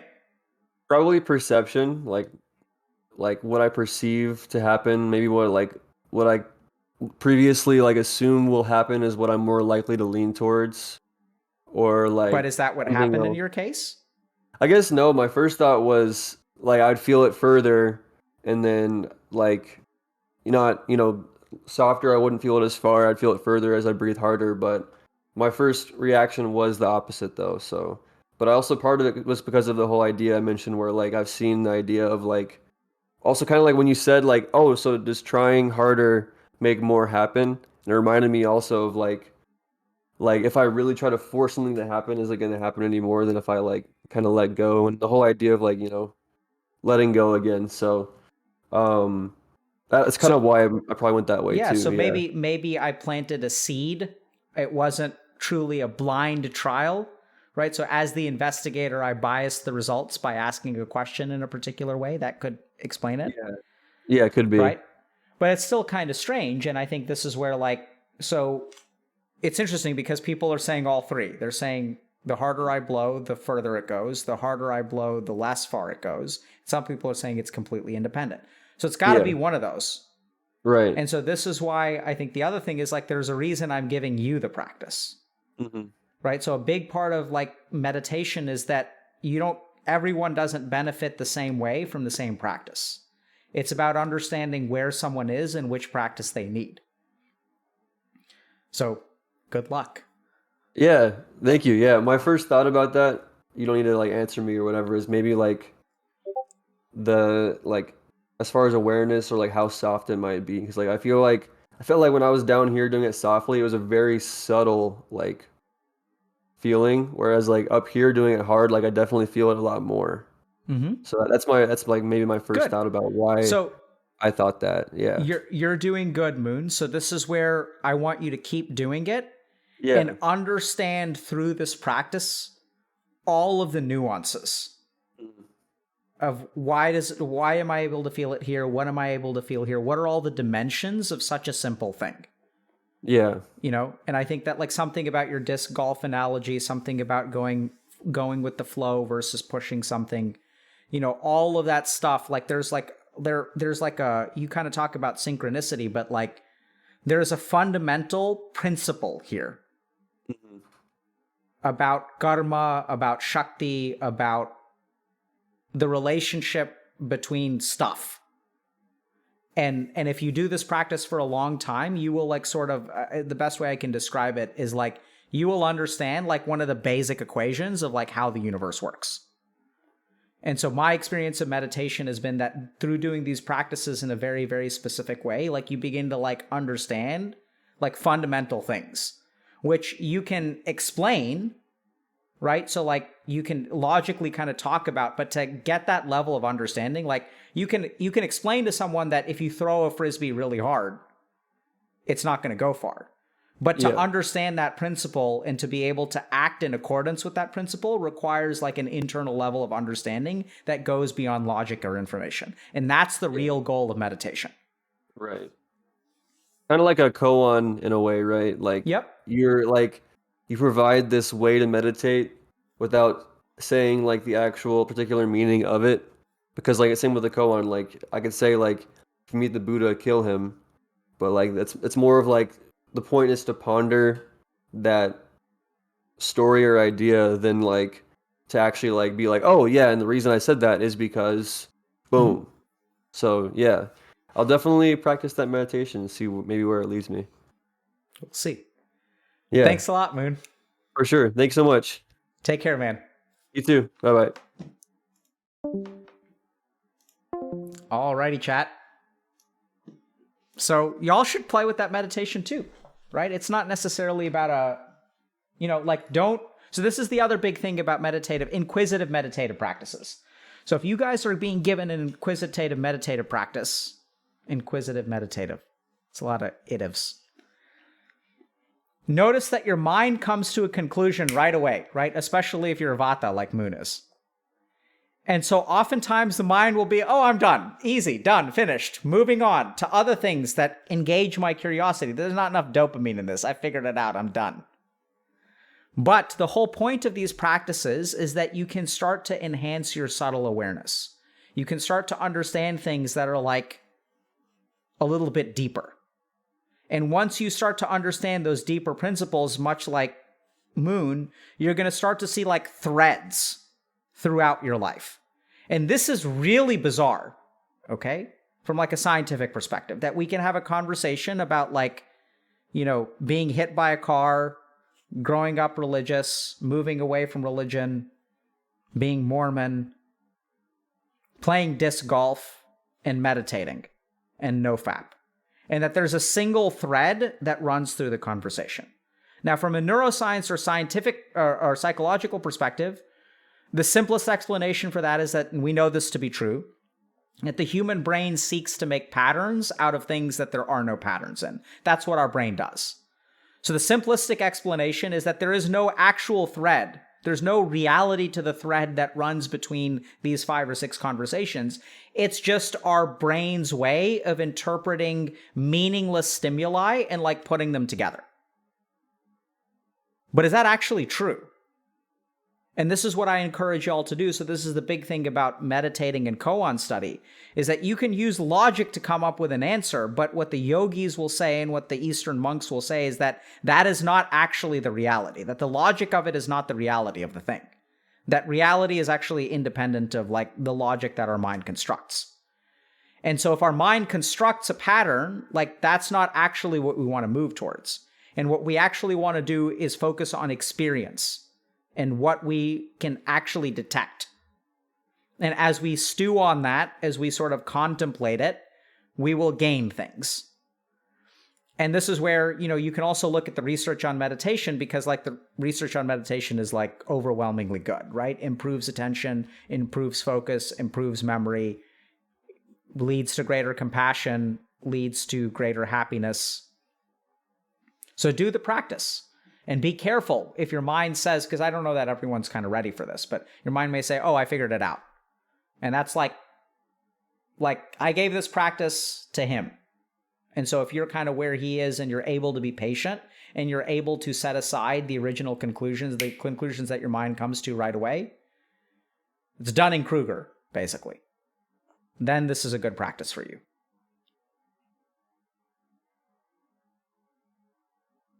What is the practice called again?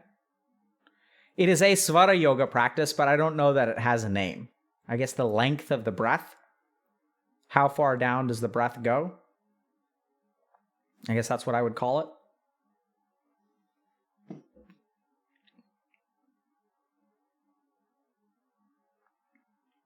So there's one question. We're going to do one question.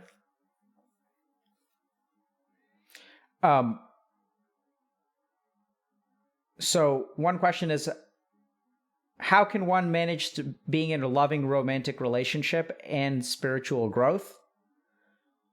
So the two are completely independent. Like spiritual growth. So let's put it this way. You can be in a loving romantic relationship and not spiritually grow. You can be in a loving romantic relationship and spiritually grow. Right? Because there are people who have spiritual growth with loving relationships and people who have spiritual growth without loving relationships. Spiritual growth, so a relationship is about your interaction with another human being. Spiritual growth is about you in relation to yourself. So if anything, I think that a true spiritual growth enhances your loving and romantic relationships. And that the people who are spiritually bereft are the ones that tend to have the most toxic relationships. So oftentimes, spiritual growth just sort of makes you better at everything. But it's hard, right? Because we have all these how can I say this? Like external perceptions of spirituality and the lack of relationship, right? We think that like, oh, since monks are celibate, like you can't do that, but actually you can. Oh God, date a spiritual guru. I would not recommend that.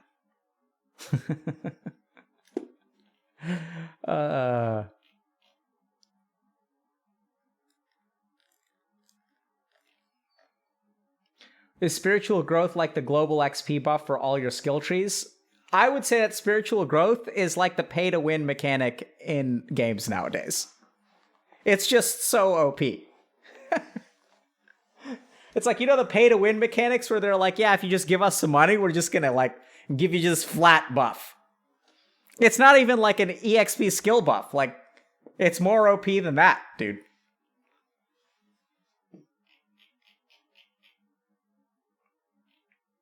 Yeah, so fasting has a lot of positive benefits for spirituality. So I think fasting is it can be another way to buff things, right? Buff your consciousness, but you have to understand how to do it properly. We may talk about fasting. We may do a lecture about fasting, like intermittent fasting, physiologic benefits, spiritual benefits. That sounds like a good thing to do. No. So you guys know that spiritual gurus were the first pay-to-win people, right? Because like that's actually what they did, right? Like these prosperity gospel folks, they're like, literally, it's pay-to-win. Like, send me your money. And you will get spiritual buffs. They're the first people that discovered the pay-to-win model. Like some of these companies, nowadays, they're like, The spiritual gurus have been doing this for years.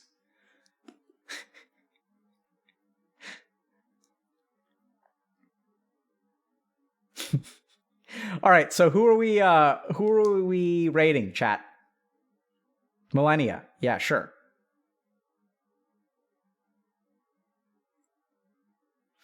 So in terms of fasting, like there's a whole thing. So this is the problem. Like when one person asks a question about fasting, it's like one of the challenges of answering questions is that people are looking for simple answers, whereas like the answers are not always simple. So fasting has a lot of different dimensions, right? So this is at least my experience. So I learned how to fast during monk training. And then like I learned about diabetes and endocrinology in medical school. And then like even things like one of the researchers at McLean Hospital where I trained was using ketogenic diets to treat epilepsy, right? So then there's like basic endocrinology and information on fasting. And then there's like the frontier of like wellness / pseudoscience, may be real science, may not be real science. Like intermittent fasting and extreme diets are good examples of this, where they tend to be like a little bit ahead of science, actually. Because, you know, no one does a 10-year clinical trial and then like puts out a diet. It's like someone comes out with a diet, patents it, sells it, and then tries to find research for it. So we gotta talk about it in depth. That's the reason why we have things like Dr. K's guide, because like if you want to talk about depression, anxiety, diet, neurotransmitters, you know, the vagus nerve connection between the brain and the gut, like there's a lot of detail there, which if you really want to understand it, you kind of gotta go into. We rating Buddha or NMP, big person?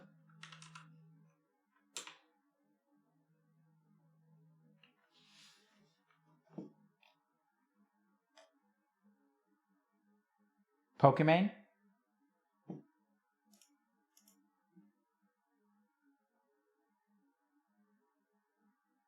Raid Shadow Legends. Okay, people seem to want to raid Pokemon, so we'll raid Poke.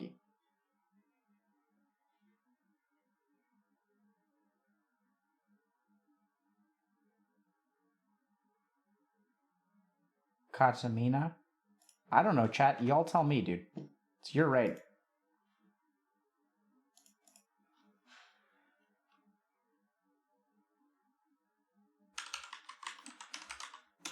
Okay, people want Katamina. That's fine. We'll do Katamina.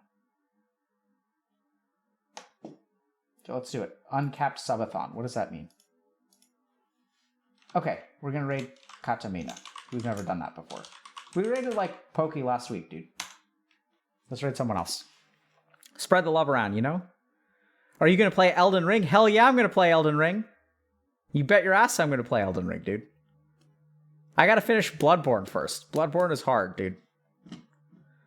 All right, we'll see y'all. So we're not streaming next week. So we'll see you guys. That's why we streamed yesterday, too. We'll see y'all the last week in November, okay? We've got some cool stuff planned.